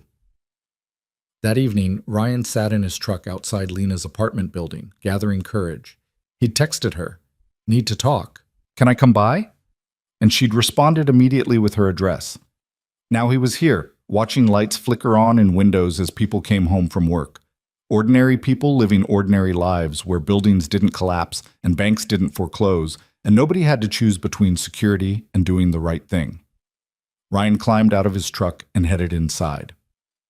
Lena's apartment was on the 3rd floor, a modest one-bedroom with worn carpet and walls that had seen too many tenants. She opened the door wearing sweatpants and an old t-shirt, her hair loose around her shoulders, no makeup, looking younger and more vulnerable than she had in the diner. "Come in," she said. "Fair warning, the place is a disaster. I've been going through every financial document I own trying to find money that doesn't exist." The living room was indeed covered in papers, bank statements, tax returns, loan documents spread across the coffee table like evidence of accumulated failure. Lena cleared a space on the couch, and they sat, the weight of everything unsaid hanging between them. "The loan got denied," Ryan said without preamble. "The bank considered the diner too high risk." He watched hope die in her eyes, watched her shoulders slump, watched the fight drain out of her for the second time in 3 days. "Then it's over," she whispered. "We tried, but it's over." "No, it's not." Ryan pulled out his phone and showed her the GoFundMe page. "Look." Lena stared at the screen, her expression cycling through confusion, disbelief, and something that looked like wonder. She read the description, scrolled through the comments, dozens of people pledging $5, $10, $50, writing messages of support and encouragement. "I don't understand," she said. "Who did this?" "Tommy's wife. One of my crew members. She heard the story and decided to help." Ryan refreshed the page. The total had increased to $12,800. It's not enough yet. But it's growing, and if the local news picks it up tomorrow like they're planning, it could get bigger. "People are giving us money," Lena said, her voice thick. "Strangers are giving us money to save my diner. They're giving money to fight Caleb Rowe. They're giving money because they believe some things are worth saving." Ryan paused. "They're giving money because the story matters to them." Lena set down the phone with shaking hands. "What if we still can't raise enough? What if we get close but not close enough? Then we use what we have and we make it stretch as far as possible. We prioritize the critical violations. We do as much as we can with the time and money we've got." And we walk into that bank with evidence of good faith effort, and we negotiate. Negotiate with what leverage? Ryan thought about the loan documents, about the cure clause, and the requirement for substantial compliance. He thought about his 15 years in construction, about every contract he'd signed and every dispute he'd navigated. With the law, he said, the bank has to follow its own procedures. The foreclosure process isn't automatic. They have to prove we didn't meet the cure requirements. If we can show we've made substantial progress on violations, if we can pay even a significant portion of what's owed, they're required to review our case. And if they still say no, then we fight harder. Ryan met her eyes. Lena, I need you to understand something. I'm all in now. My savings, my time, my reputation, it's all committed to this. I'm not walking away until we've exhausted every option, but I need to know you're all in too. That you're not going to give up the first time something goes wrong. Lena was quiet for a long moment, her fingers tracing the edge of a bank statement, her expression distant.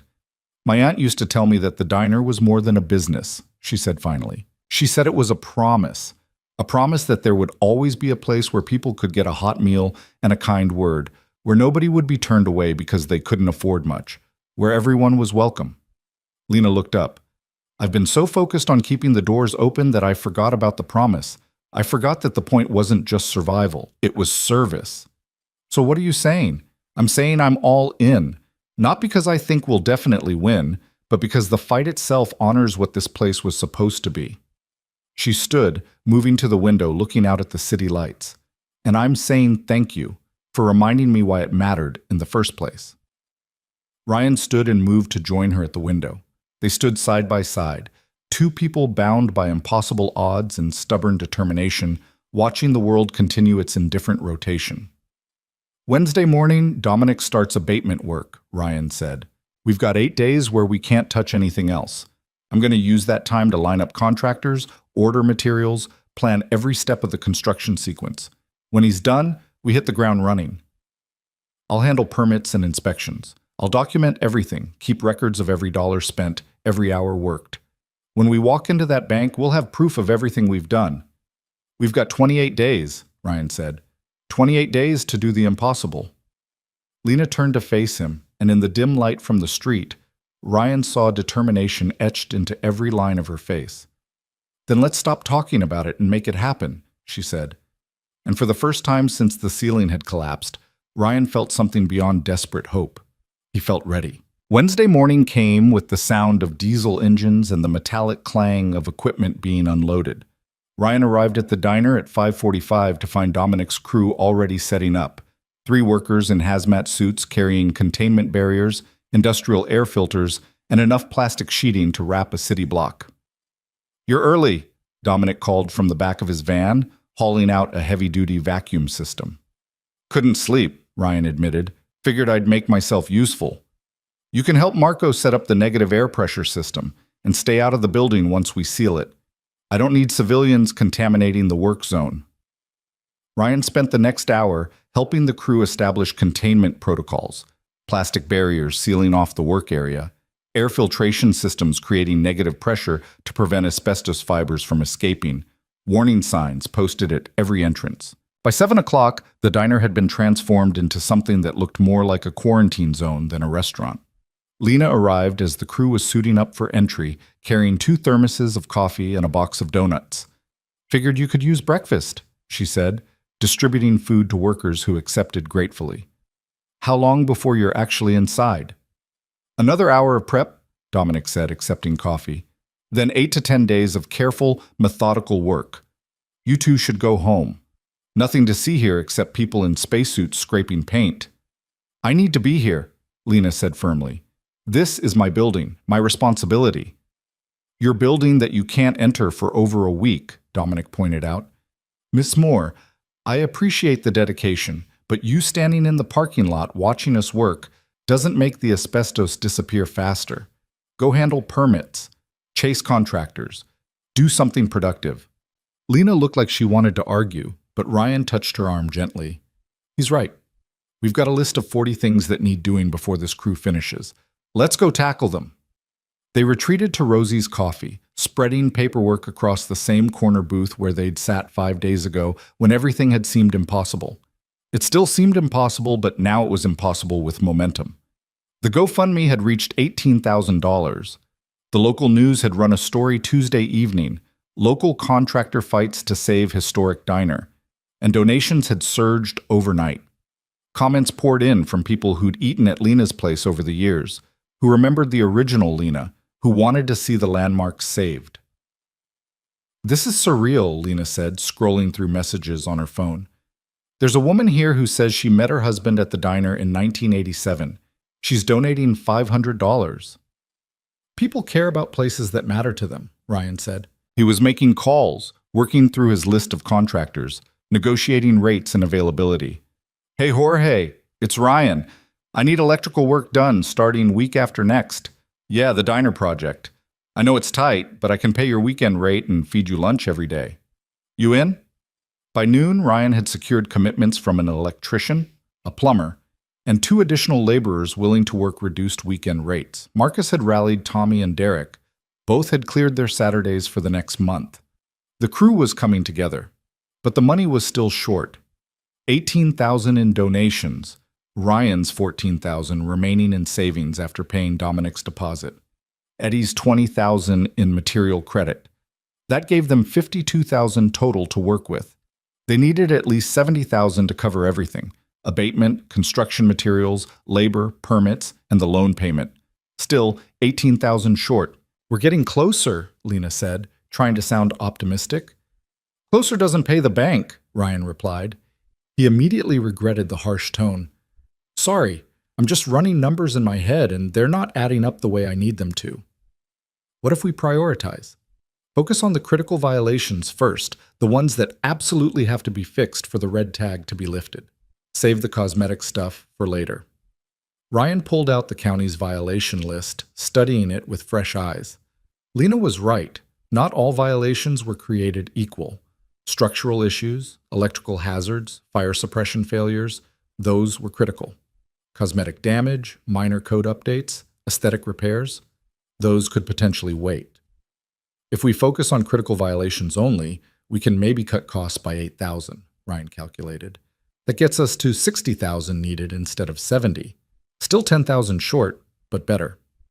And the fundraiser is still growing. We might hit $25,000 by the time Dominic finishes. Might, maybe, possibly. Ryan rubbed his eyes, exhaustion settling into his bones. He'd been running on 4 hours of sleep for the past week, juggling his regular job with planning for the diner, trying to be present for Owen while his mind spun through construction sequences and budget calculations. His phone buzzed, a text from his mother. "Owen's school called. He got into a fight at recess. Can you pick him up?" Ryan's stomach dropped. Owen didn't fight. Owen was the kid who cried when other kids knocked down his block towers, who brought home injured caterpillars to nurse back to health, who apologized to furniture when he bumped into it. "I have to go," Ryan said, already standing. "Owen's in trouble at school." "Go. I'll keep working the permit applications." Ryan drove to Oak Elementary faster than he should have, his mind racing through possibilities. Was Owen hurt? Had another kid hurt him? What had caused his gentle son to throw a punch? The principal's office was exactly as Ryan remembered from his own childhood. Industrial carpet, inspirational posters, the faint smell of dry erase markers, and institutional anxiety. Owen sat in a chair outside the principal's door, his face tear-streaked, his knuckles red. "Hey, buddy," Ryan said gently, crouching in front of his son. "You okay?" Owen nodded, then shook his head, then burst into fresh tears. Ryan pulled him into a hug, feeling the small body shake with sobs against his chest. Principal Morrison emerged from her office, a kind-faced woman in her 50s who Ryan had met at back-to-school night. "Mr. Holt, thank you for coming. Owen's not hurt, but we need to discuss what happened." They moved into her office, Owen clinging to Ryan's hand. Principal Morrison explained, Owen had gotten into an altercation with another student named Tyler during recess. Tyler had said something that upset Owen. Owen had pushed Tyler. Tyler had pushed back. A teacher had separated them before it escalated further. "What did Tyler say?" Ryan asked. Owen's voice was barely a whisper. He said you were going to lose all our money being stupid. He said his dad said you were an idiot for helping some waitress instead of taking care of me. Ryan's hands clenched into fists. Tyler's dad. He knew exactly who that was. Brian Matthews, a real estate agent who probably worked with Caleb Rowe, who probably knew exactly what Ryan was trying to do and wanted it to fail. Owen, can you wait outside for a minute? Ryan said gently. I need to talk to Principal Morrison alone. Owen left reluctantly, and Ryan turned to the principal with barely controlled anger. Tyler's father is involved in the business situation I'm dealing with. He has a vested interest in undermining what I'm doing, and apparently he's discussing it in front of his son, who's bringing it to school to bully mine. Principal Morrison's expression tightened. That's concerning. However, Owen still made the choice to respond with physical force. That's not acceptable regardless of provocation. I understand, and I'll talk to him about better ways to handle this, but I need you to understand that my son is defending his father's honor against a targeted attack. That matters. It does matter, and I'll be having a conversation with Tyler and his parents about appropriate topics of discussion around children. She paused. Mr. Holt, I don't want to overstep, but I saw the news story about the diner.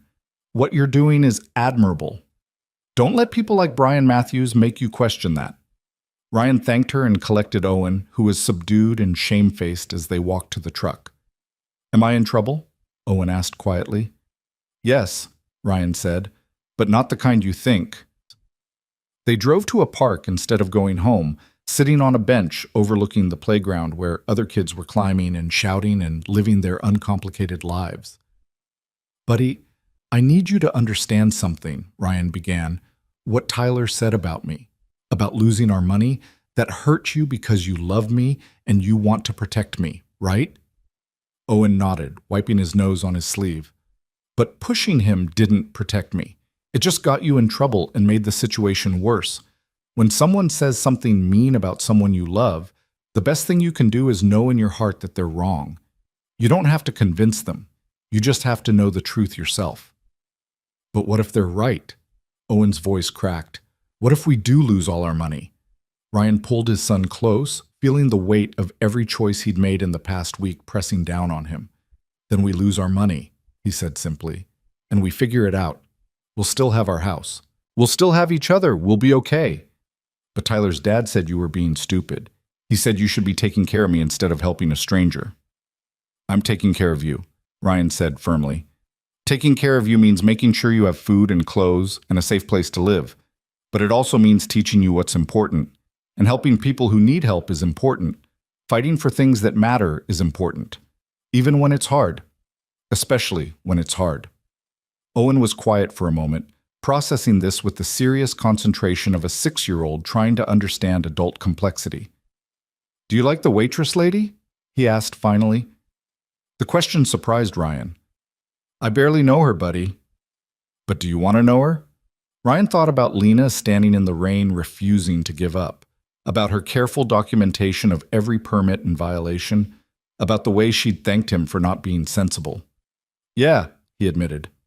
I do. Then you should help her, Owen said with the simple logic of childhood, and Tyler's dad is wrong. They sat on the bench for another 20 minutes, watching the playground activity, and Ryan felt some of the tension ease from his shoulders. His son was okay, scared and confused about why the adult world was suddenly intruding on his school life, but okay. Can we get ice cream? Owen asked eventually. Didn't we just talk about money being tight? You said we'd be okay, and you always say after hard things we get ice cream. Ryan laughed despite everything. You're absolutely right. Ice cream it is.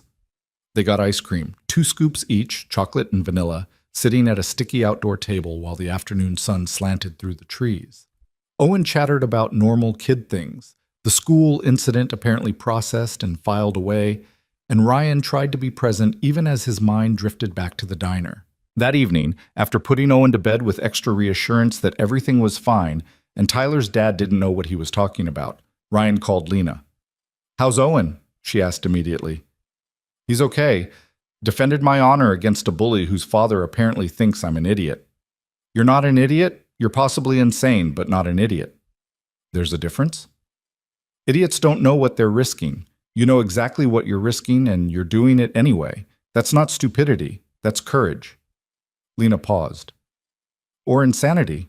I'm still deciding which. Ryan smiled despite his exhaustion. How did the permits go? Submitted applications for electrical, plumbing, and structural work. The county says 7 to 10 business days for approval. We don't have 10 business days. I know, so I called in a favor with the county clerk. She's expediting our applications. Says we should have approvals by Monday. How did you manage that? Her daughter worked at the diner through high school. I wrote her a college recommendation letter 5 years ago. She remembered. Lena's voice softened. Turns out when you spend 12 years being kind to people, some of them want to help you when you need it. They talked for another hour, going through the construction timeline, the material orders, the inspection schedule. It was practical conversation, logistics, and planning, but underneath it, Ryan felt something else developing, a partnership built on shared purpose and mutual respect. The fundraiser hit $22,000, Lena said as they were wrapping up. And I got a call from a woman who runs a restaurant association. She wants to feature our story in their newsletter, says it might bring in more donors. Every bit helps. Ryan, thank you for today, for dealing with the school thing, for being there for your son even when you're drowning in this project. It matters that you keep him as priority. He's always priority, Ryan said. This project doesn't mean anything if I lose him in the process. The next week passed in a blur of controlled chaos. Dominic's crew worked inside the sealed containment zone, invisible behind plastic sheeting and hazmat protocols. Ryan juggled his regular job with evening planning sessions, ordering materials, coordinating contractors. Lena handled permits and inspections, documenting everything with meticulous detail. The fundraiser climbed to $28,000, then $30,000. The Restaurant Association newsletter went out to 1,500 members. Donations ticked upward. Marcus and his crew started showing up at the diner after their regular shifts, prepping the exterior work they could do while abatement was ongoing, replacing rotted fascia boards, repairing the foundation drainage, clearing debris. They worked under portable lights as evening faded to night, fueled by pizza and determination. On day 6 of abatement, Ryan's phone rang at 11 p.m. Dominic. We've got a problem. Ryan's stomach dropped. What kind of problem? The asbestos contamination is worse than I thought. It's not just the ceiling tiles. There's asbestos-containing material in the ductwork insulation. I didn't catch it in the initial assessment because it was hidden behind the collapsed ceiling. How much worse? 2 additional days of work, maybe 3, and another $4,000 in costs. Ryan closed his eyes, doing math he was tired of doing. $4,000 more they didn't have. 2 or 3 more days they couldn't afford to lose. Can you front the cost? Ryan asked. I'll pay you when the fundraiser... Ryan, I'm already working at cost. I can't front another $4,000.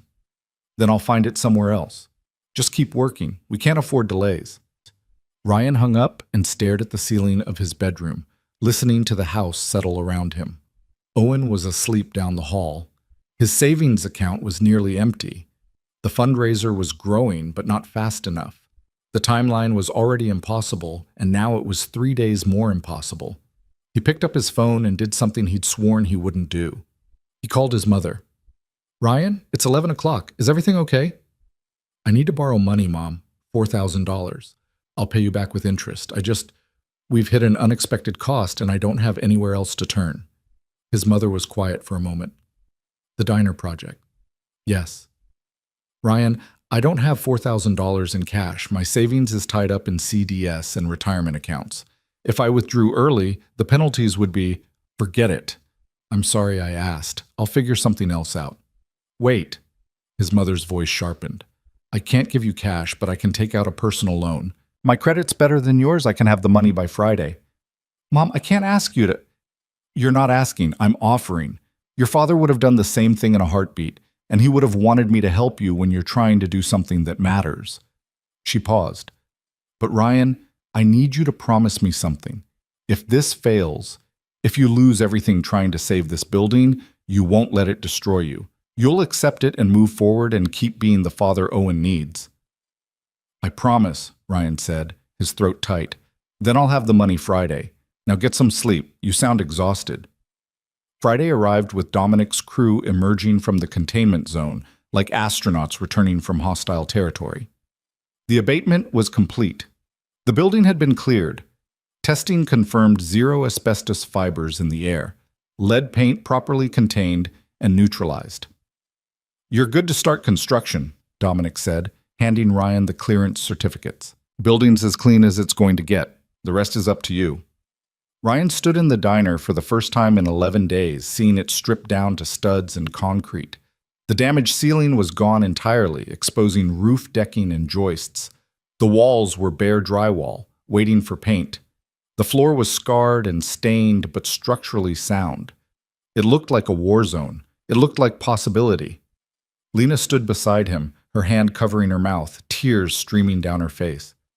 11 days, she whispered. "We've used 11 days and all we've done is remove contamination. We still have to actually rebuild." "Then we rebuild," Ryan said. "Tomorrow, 6 a.m., my crew starts. We've got 19 days to make this happen." That Saturday, the real work began. Marcus and Tommy arrived at 5:30, beating the sunrise. Derek showed up at 6 with his younger brother. Free labor, he explained. The kid needed community service hours for school. Jorge, the electrician, rolled in at 6:30 with his van full of wire and conduit and the patient expression of a man who'd seen too many rushed jobs go wrong. Ryan had mapped out every hour of the next 19 days, a construction sequence so tight there was 0 margin for error. Day 1, structural reinforcement and roof repairs. Day 2 and 3, electrical rough-in. Day 4 and 5, plumbing. Day 6 through 10, drywall, insulation, HVAC. Day 11 through 15, finish work, painting, flooring. Day 16 through 18, final touches and punch list. Day 19, inspection and prayer. They worked with military precision, each crew member knowing exactly what needed to happen and when. Ryan moved between tasks, troubleshooting problems, adjusting plans on the fly, pushing everyone, including himself, past the point of exhaustion. Lena worked alongside them, learning to hang drywall and mud joints, paint walls, and install baseboards. She brought food, sandwiches, and coffee, and endless encouragement. She documented everything with photos and detailed notes, building the evidence file they'd need for the bank. The fundraiser hit $35,000. The Restaurant Association sent a check for $2,000. A local lumberyard, hearing the story, donated materials at cost. Small miracles accumulating into something that might be enough. On day 5, the electrical inspection failed. Jorge had run the new wiring to code, but the inspector found an issue with the main panel. It needed upgrading to handle the increased load. Another $2,000, another 2 days of work. Ryan wanted to scream, wanted to punch something, wanted to quit. Instead, he called Eddie and begged for more credit. Eddie, saint that he was, extended another $3,000 on top of everything else, and Jorge worked through the night to upgrade the panel. The second inspection passed. On day 8, the plumber discovered the main water line was corroded beyond repair. It needed replacing from the street connection to the building. City permit required. 3-day wait minimum for inspection. Lena pulled another favor, got the permit expedited to 2 days, and Ryan's crew dug the trench by hand to save contractor costs. They worked in shifts, 16-hour days, excavating frozen ground under portable lights. The waterline passed inspection.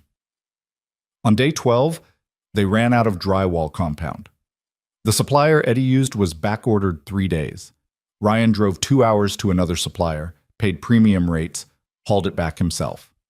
They hung drywall until midnight, mudded joints until 2 a.m., sanded starting at 5 a.m. The crew was running on fumes and stubbornness, sustained by pizza and the knowledge that they were running out of time. On day 15, with 4 days left before the loan deadline, Caleb Rowe made his appearance. Ryan was on a ladder installing ceiling tiles when he heard the voice that had haunted his stress dreams.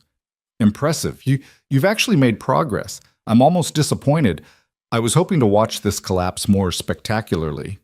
Caleb stood in the doorway, immaculate as always, surveying the work with an expression of mild amusement. Ryan climbed down the ladder slowly, every muscle screaming from 2 weeks of physical labor. Marcus moved to stand beside him, and Ryan saw the rest of the crew subtly positioning themselves, forming a wall between Caleb and their work. "You need to leave," Ryan said quietly. This is private property, and you're not welcome. Actually, it's still bank property until the loan is satisfied, which it won't be. Caleb stepped further inside, his expensive shoes leaving prints on the dusty floor. You've done good work here, really, but it's not enough. You're still short on the loan payment, you're running out of time, and even if you somehow finish the construction, you still have to pass final inspection. The county inspector is very thorough, very particular. The implication hung in the air like smoke. Are you saying you've gotten to the inspector? Lena demanded, emerging from the kitchen. She'd been painting trim, her clothes splattered with white, her hair pulled back, looking fierce and exhausted. I'm saying the inspector takes his job seriously. He'll examine every detail, every code requirement, every possible violation. Caleb smiled. It would be tragic if he found something wrong, something that would require another round of repairs you don't have time for. Marcus stepped forward, his hands clenching into fists, but Ryan grabbed his arm. Don't. That's what he wants. Smart man, Caleb said. Violence only complicates things. But let me make this simple for you. I'm prepared to make one final offer. I'll pay off your loan directly, $42,000. You walk away with zero debt. Miss Moore can start over somewhere else. Everyone wins. Except you tear down the diner and build condos nobody can afford, Lena said. I build housing this community needs. You're clinging to nostalgia. Caleb pulled out his phone, tapped something, and held it out to show Lena. That's the offer letter. It expires at 5 p.m. today. After that, you're on your own. Ryan looked at Lena, saw the exhaustion and fear warring with determination in her eyes, saw her calculating whether 4 more days of fighting was worth the inevitable defeat Caleb was promising. We'll pass, Ryan said before Lena could speak. Ryan, Lena started. We'll pass, he repeated louder. We've got 4 days. We've got a crew that's proven we can work miracles. And we've got something you'll never understand, Ro. We've got people who believe this place matters. Caleb's smile turned cold. Belief doesn't pay bank loans. Money does. And you don't have enough. Then I guess we'll find out Monday whether we're right or you are, Ryan said. Now get the hell out of our building. For a moment, Caleb looked like he might argue. Then he pocketed his phone and headed for the door. See you Monday, Mr. Holt. I'll be at the foreclosure auction, ready to buy this place for pennies on the dollar. I hope your belief keeps you warm when you're explaining to your son why Daddy's broke. He left, and the silence that followed was heavy with doubt. Did we just make a terrible mistake? Lena asked quietly. Ryan looked around at the diner, the new drywall, the fresh paint, the electrical panels and plumbing, and all the hours of work represented in every surface. Maybe, he admitted, but we've come too far to quit now. Marcus clapped him on the shoulder. 4 days. We can do 4 days. 4 days, Ryan echoed. And the crew went back to work, racing against a clock that refused to slow down and a deadline that might destroy everything they'd built. The final 4 days blurred into a continuous loop of work, sleep, and desperation, measured in hours instead of days. Sunday morning arrived with Marcus showing up at 4 a.m., 2 hours early, carrying thermoses of coffee strong enough to wake the dead. Couldn't sleep anyway, he explained when Ryan opened the diner door, already inside despite the pre-dawn darkness. Figured I might as well be useful. They worked in silence for a while, Marcus cutting baseboards while Ryan installed the last of the ceiling tiles, both men moving with the exhausted precision of people who'd pushed past tired into some realm beyond it. You know this is insane, right? Marcus said eventually. You've mentioned that before. Just making sure you're still aware. Marcus measured a board, marked it, cut. Tommy's wife updated the fundraiser last night, $38,000. That plus whatever you've got left puts you at maybe $52,000 total. You're still $15,000 short of covering everything. Ryan had run these numbers so many times they'd become a kind of mantra of insufficiency. I know. So what's the plan? Show up at the bank tomorrow with a sob story and hope they feel generous? Show up with proof we've fixed every violation. Show up with evidence of good faith effort. Show up with the fundraiser money and whatever leverage the loan documents give us. Ryan climbed down the ladder, his shoulders screaming. And then we see if the law actually means something or if Caleb's already bought the decision. You really think there's a chance? Ryan was quiet for a moment, examining the question honestly. Did he think they'd win? The math said no. The timeline said no. Caleb's confidence said no. But something deeper, something that had kept him working through collapsed ceilings and denied loans and his son getting in fights at school, refused to accept defeat. I think we've done everything humanly possible, Ryan said finally. If that's not enough, at least we'll know we tried. The rest of the crew arrived by 6. Jorge finished the electrical work, running final connections and testing every circuit. The plumber, a gruff man named Pete, who'd worked for reduced rates as a favor to Eddie, completed the water heater installation and verified the pressure. Derek and his brother painted the last section of wall, their roller strokes steady despite 36 hours of near-continuous work. Lena moved through the space with her camera and clipboard, documenting everything. She photographed each completed repair, noted every permit clearance, built the evidence file that might be the difference between saving the diner and losing everything. At noon, the county building inspector arrived for the pre-final inspection, a courtesy review to identify any issues before the official final inspection Monday morning. His name was Gerald Hutchins, a man in his 60s with the expression of someone who'd seen every shortcut and code violation contractors thought they could hide. He moved through the diner with methodical slowness, testing outlets, examining joints, checking clearances with a measuring tape he pulled from his belt like a gunslinger drawing a weapon. Ryan followed at a respectful distance, his heart hammering with each inspection point. One failure, one missed detail, one code requirement they'd overlooked in their desperate rush. That's all it would take. Gerald checked the electrical panel, nodded, examined the plumbing connections, made a note, tested the structural reinforcements Ryan's crew had installed in the ceiling, measured twice. "You did this in 19 days?" Gerald asked, turning to face Ryan. 19 days with a crew working around the clock, yes, sir. That's either impressive or reckless. Gerald made another note on his clipboard. Probably both. Did we pass? Lena asked, her voice tight with anxiety. Gerald was quiet for a long moment, reviewing his notes. Ryan could see Caleb's words playing through his mind. The inspector is very thorough, very particular. Had Roe gotten to him? Had he been instructed to find violations that would delay certification, push them past the deadline? You've got 3 items that need addressing before tomorrow's final, Gerald said finally, and Ryan felt his stomach drop. The exit sign in the kitchen isn't properly illuminated. The bathroom door closer needs adjustment to meet ADA requirements. And you're missing one CO2 detector in the storage area. Ryan's mind raced. Those were minor issues, fixable in hours. But if Gerald wanted to be difficult, he could insist they required permits, inspections, delays they didn't have time for. Can we fix those today? Ryan asked carefully. Before the final inspection tomorrow? Gerald looked at him, and something flickered in the older man's expression. Recognition or respect, or maybe just weariness with the games developers like Caleb played. You can fix them any time before I come back at 9 a.m. tomorrow. But Mr. Holt, they need to be fixed properly. No shortcuts, no half measures. I'll be checking. He paused at the door. I heard what you did when the ceiling collapsed. Heard you pulled people out, kept them safe. That matters. But safety has to be built into the structure, not just the response. You understand? Yes, sir, I understand. Gerald left, and Ryan immediately turned to his crew. Tommy, run to Home Depot. We need an exit sign and a CO2 detector. Jorge, can you install them this afternoon? Derek, you're with me on the door closer. They scattered to their tasks, the clock ticking down, every minute precious. By 8 p.m. Sunday night, all 3 items were corrected. Ryan walked through the diner one final time, checking every detail, looking for anything they'd missed.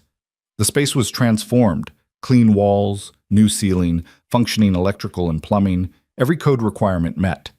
It looked like a diner again. More than that, it looked like a place that could hold people safely, serve them well, be what Lena's aunt had intended. It's beautiful, Lena said softly, standing in the center of the dining room. I'd forgotten what this place looked like when it wasn't falling apart. Ryan saw her seeing it, not as it had been, but as it could be. Tables filled with customers, coffee brewing, the sound of conversation and laughter, and ordinary life happening in a space that had almost been demolished. Tomorrow morning, 9 a.m., Gerald comes back for final inspection, Ryan said. If we pass, we get the certificate of occupancy. The red tag comes off. We can legally operate again. And then we go to the bank at 11 with whatever money we have and pray they'll negotiate. That's the plan. Lena turned to face him, and Ryan saw tears streaming down her face. Not sadness, but something more complex. Relief and gratitude and exhaustion and fear all tangled together. Win or lose tomorrow, I need you to know something, she said. You changed my life, Ryan Holt.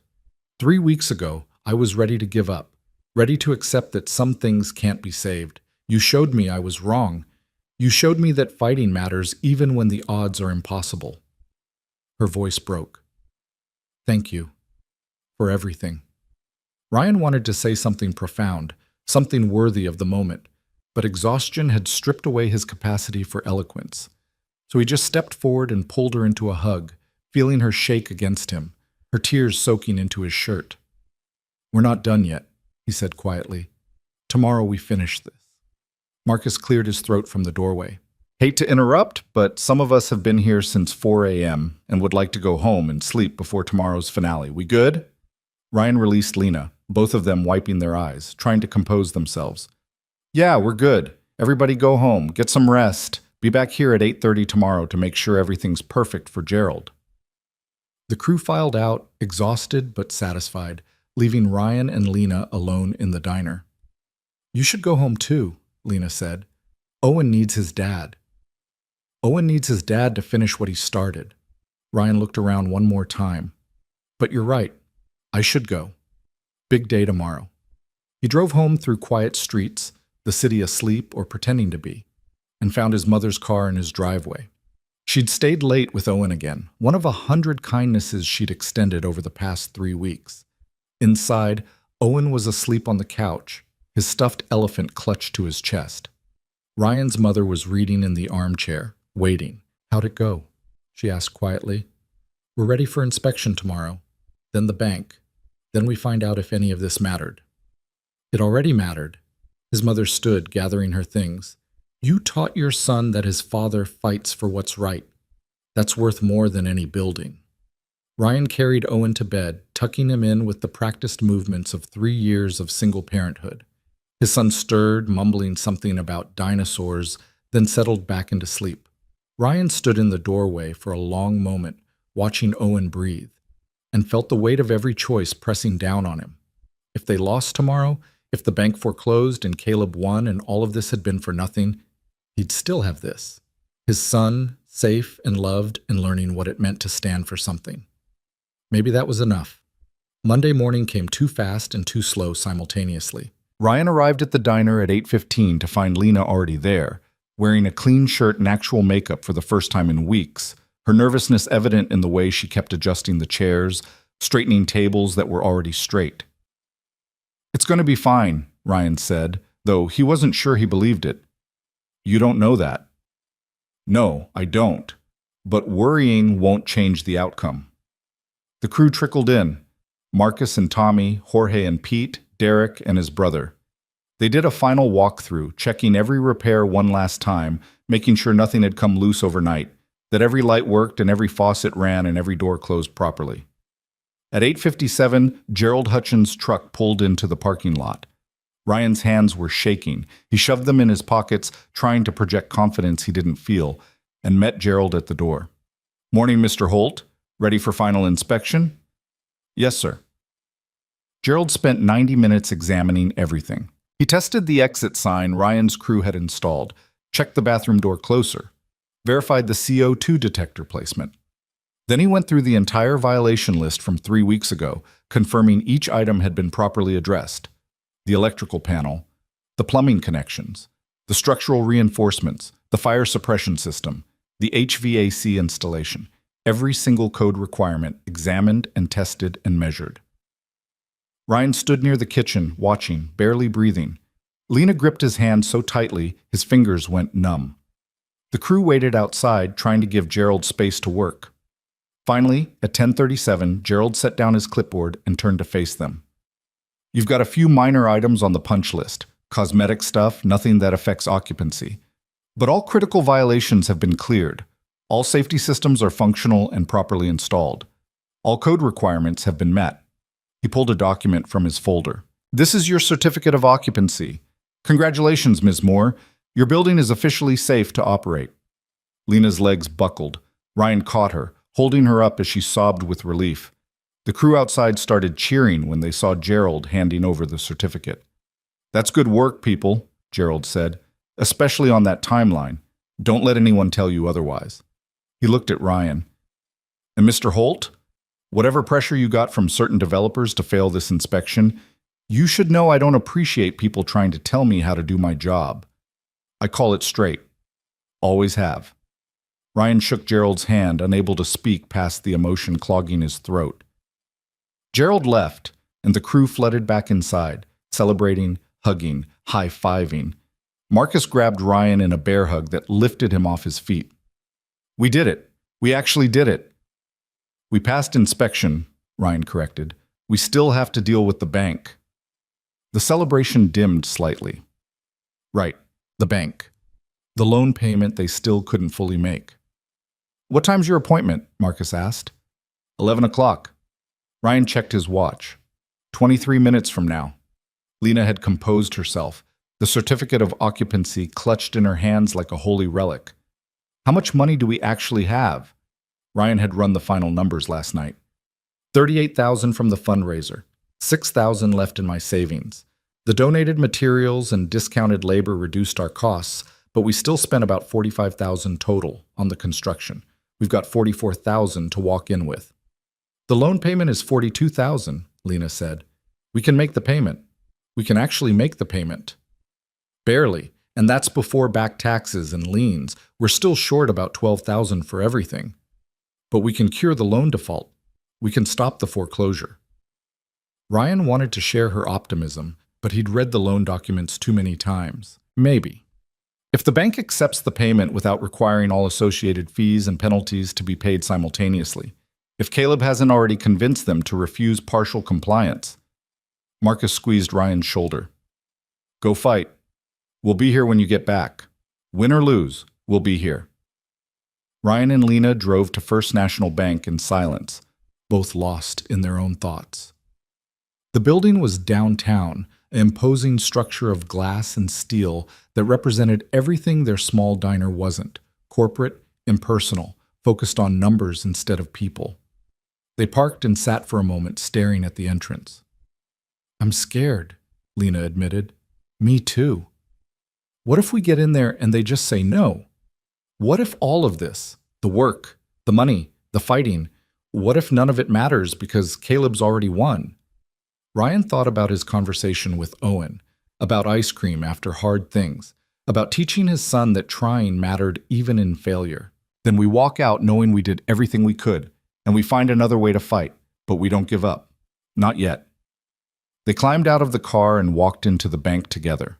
The loan officer was a woman named Patricia Morrison, mid-40s, professionally pleasant, with the careful neutrality of someone trained not to show empathy that might complicate business decisions.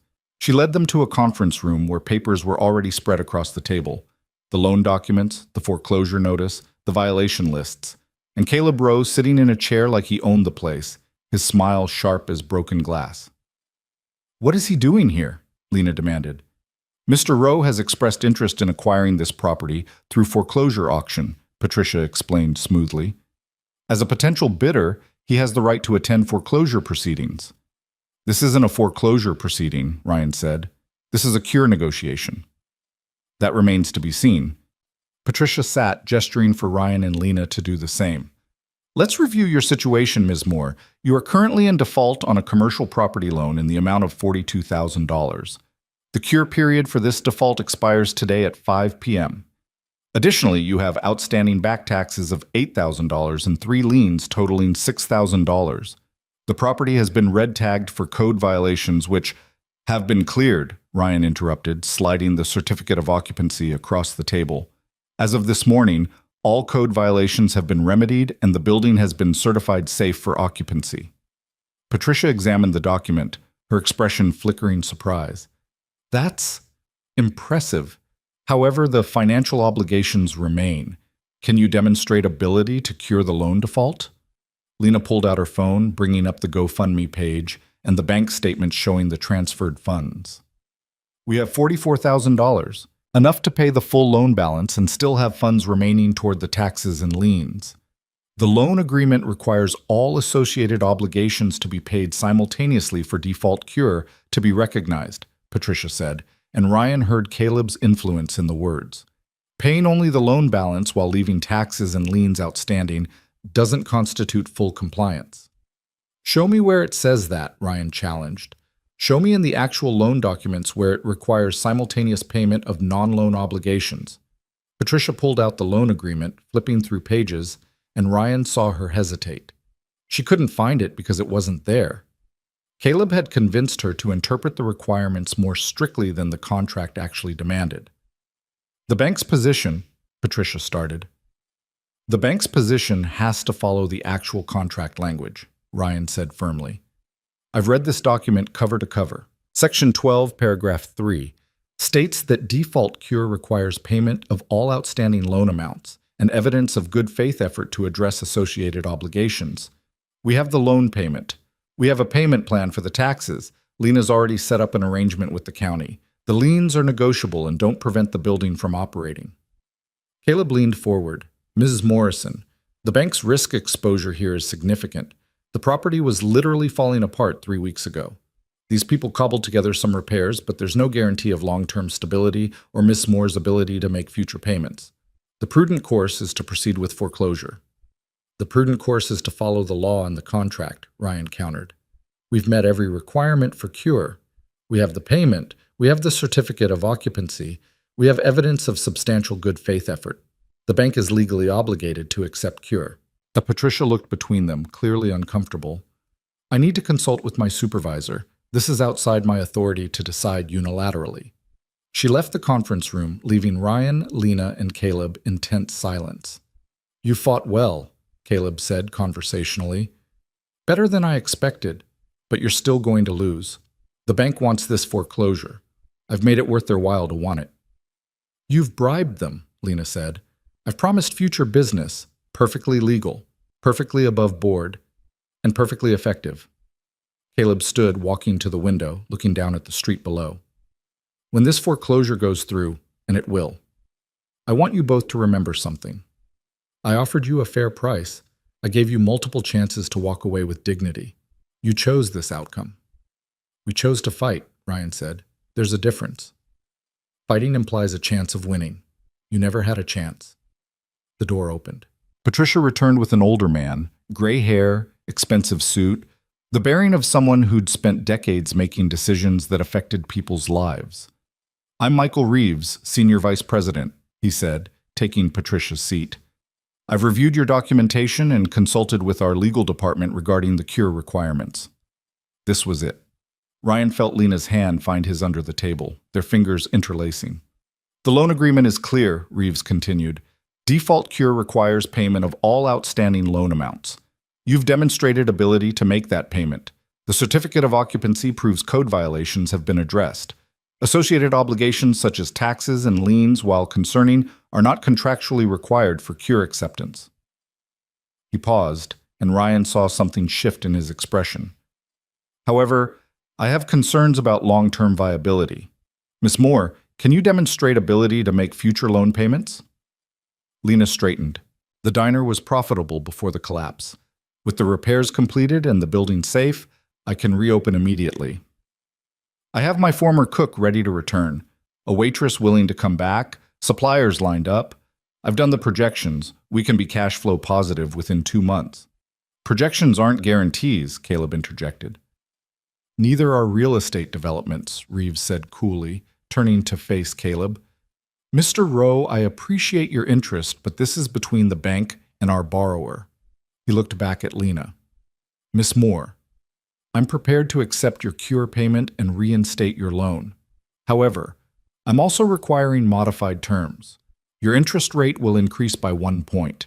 You'll be required to maintain escrow for property taxes, and you'll provide quarterly financial statements for the next year to demonstrate ongoing viability. That's acceptable, Lena said immediately. Furthermore, the back taxes must be paid within 90 days, and you must demonstrate progress on lien resolution within the same period. Failure to meet these requirements will result in immediate default without additional cure period. Understood. We can do that. Reeves pulled out paperwork, beginning the modification process, and Ryan felt something like victory starting to bloom in his chest. Caleb stood abruptly. This is a mistake. You're accepting a high-risk borrower over a guaranteed sale. When this fails, and it will fail, the bank will be left with a worthless property and legal complications. That's our risk to manage, Mr. Rowe, Reeves said without looking up from his paperwork. Thank you for your interest. Caleb stared at them for a long moment, his expression cycling through anger, disbelief, and finally, cold acceptance. You haven't won, he said quietly. You've bought yourselves time, but time runs out for everyone. He left, and the conference room felt lighter without his presence. Ryan and Lena spent the next hour signing documents, transferring funds, executing the loan modification. When it was done, Patricia handed them the modification agreement with something that might have been respect. Good luck, Ms. Moore. I hope this works out for you. Outside the bank, standing on the sidewalk in the midday sun, Lena turned to Ryan with tears streaming down her face. We did it. We actually did it. We did it, Ryan confirmed. And then she was hugging him, laughing and crying simultaneously, and he was holding her like she was something precious he'd fought to protect. When they finally separated, both of them were crying, exhausted, overwhelmed by the magnitude of what they'd accomplished. I need to tell the crew, Ryan said, pulling out his phone. But when they got back to the diner, they found the crew had already heard. Apparently Gerald had stopped by to drop off some paperwork and mentioned seeing them at the bank. The parking lot was full of trucks. A hand-painted banner hung across the front of the building. Lena's place. Open soon. Marcus met them at the door with a huge grin. Did we win? We won, Ryan said, and the cheer that went up probably violated noise ordinances. The celebration that followed was chaotic and perfect. Someone had brought champagne, cheap stuff that tasted like victory anyway. Pizza appeared from somewhere. The crew toasted and laughed and recounted their favorite moments from the 3-week marathon of construction. Jorge told the story of the midnight waterline excavation. Tommy described the time Derek's brother accidentally painted himself into a corner and had to wait an hour for the paint to dry. Pete the plumber demonstrated his impression of Gerald's inspection face, which was frighteningly accurate. Lena moved through it all with wonder on her face. This woman who'd been ready to give up 3 weeks ago, now surrounded by people celebrating her victory. Around 3 o'clock, after the pizza was gone and the champagne bottles were empty, the crew began filtering away. They had families to get back to, lives that had been on hold while they fought this fight. They left with handshakes and hugs and promises to come back for the reopening dinner. Finally, only Ryan, Lena, and Marcus remained. I'm going to head out too, Marcus said. You two probably need to talk. Figure out what happens next. He hugged Ryan. Proud of you, man. This was insane, but you pulled it off. We pulled it off, Ryan corrected. Couldn't have done it without you. Yeah, well, next time you decide to save a building, maybe give me more than 3 weeks' notice. Marcus waved and headed for his truck, leaving Ryan and Lena alone in the diner for the first time since that terrible night 3 weeks ago. The space was quiet now, the celebration over, just the two of them standing in the dining room they'd fought so hard to save. I need to thank you properly, Lena said, for everything you risked, everything you gave up. I didn't give anything up. I invested in something that mattered. You know what I mean. Your savings, your time, your relationship with your son. I saw how hard it was, juggling all of this with being a father. Ryan thought about Owen, about the fight at school, and the ice cream conversations, and the way his son had said, then you should help her, with perfect 6-year-old clarity. Owen's fine. Better than fine. He learned something important these past 3 weeks, that his dad stands for something, that helping people matters even when it costs you. Ryan moved to the window, looking out at the parking lot where his truck sat next to Lena's Honda. And honestly, I needed this too. I've spent 2 years playing it safe, making sure nothing could go wrong, building a life that was secure but small. This reminded me that there's more to life than just getting by. Lena joined him at the window. So what happens now? Now you reopen the diner. You make it profitable like you promised the bank. You prove Caleb wrong. And you? I go back to my regular job. Help you here on weekends when you need it. Be a silent partner in the business I helped save. Ryan turned to face her. Unless you want something different. I want... Lena paused, choosing words carefully. I want to know if this was just about the building, or if maybe it was about something else too. Ryan's heart hammered. They'd been dancing around this for 3 weeks. The connection that had formed through shared purpose and exhaustion and the gradual realization that they worked well together. 3 weeks ago, you offered to sit with me all night, Ryan said quietly. You said if I wanted someone to sit with me, someone who knew what it was like when the night feels longer than it should, you'd make us both some decent coffee. I remember. I'd like to take you up on that offer, not because the ceiling's falling, just because I want to know you better. Because somewhere in all this chaos, I started caring about more than just saving your building. Lena smiled, and it transformed her face from exhausted to radiant. The roof's fixed now. Yeah, it is. So I guess that means we can finally have that coffee. They moved to the kitchen, the new functioning kitchen with its gleaming equipment and code-compliant electrical, and Lena made coffee the way she'd promised 3 weeks ago. Not the burnt stuff from the old machine. The real thing, rich and dark and perfect. They sat at the counter, drinking coffee, and talking about everything except the diner. About Lena's childhood, about Ryan's life as a single father, about dreams they'd set aside and hopes they'd stopped believing in. The conversation flowed easily, the way it does when two people discover they actually like each other beyond the crisis that brought them together. I should go, Ryan said eventually, though he didn't want to. I need to pick up Owen from my mom's. Spend some time with him after being absent so much lately. Bring him by tomorrow, Lena suggested. I'm planning to start cleaning, getting ready for reopening. He could help, and I'd like to meet the kid who defended your honor at school. He'd like that. Ryan stood, reluctant to leave, but knowing he needed to. Lena, thank you for letting me be part of this, for trusting me. Thank you for showing up, she said simply, for not being sensible. Ryan drove home through afternoon traffic, his body exhausted but his spirit lighter than it had been in years. He'd risked everything and won. He'd built something that mattered, and he'd found something he hadn't been looking for, the possibility of connection with someone who understood what it meant to fight for what you believed in. Owen was waiting at his grandmother's house, full of questions about how the diner project had gone. Ryan told him they'd won, they'd saved the building. Everything was okay. So Tyler's dad was wrong, Owen said with satisfaction. You weren't being stupid. Well, I was being a little stupid, Ryan admitted. But sometimes stupid and brave look a lot alike. That night, Ryan put Owen to bed with their usual routine. Story, water, stuffed elephant positioned just right. But before turning off the light, Owen asked one more question. Dad, are you happy? The question surprised Ryan. Yeah, buddy, I am. Why do you ask? Because you look different than before. Less worried. Owen yawned, already half asleep. I like it when you're happy. Ryan kissed his son's forehead, feeling emotion tight in his throat. I like it too. The diner reopened 2 weeks later on a Saturday morning in late April. Lena had worked around the clock to prepare, hiring back her old cook, training a new waitress, stocking the kitchen, setting up the systems that would make the business actually profitable this time. The grand reopening was planned for 9 a.m., but people started lining up at 7:30. The story of the diner's salvation had spread through the community, picked up by local news and social media, and everyone wanted to be part of the celebration. Ryan arrived early with Owen, who'd insisted on wearing his fancy shirt for the occasion. Marcus and the crew were already there, along with their families. Jorge brought his wife and kids. Tommy's wife had made a cake decorated like the diner. Even Gerald Hutchins showed up, wanting to see the finished product.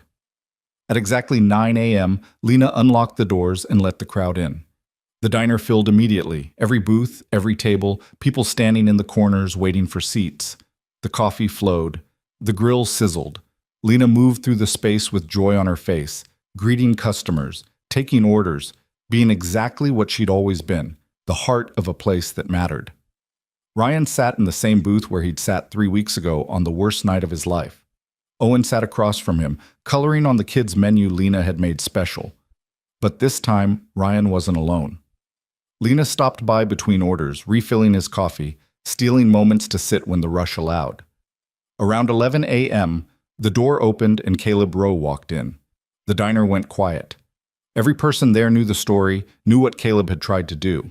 Marcus stood, ready to throw him out, but Ryan raised a hand, stopping him. Caleb walked to the counter and Lena met him there with her order pad, her expression neutral but strong. "What can I get you?" she asked. "Coffee?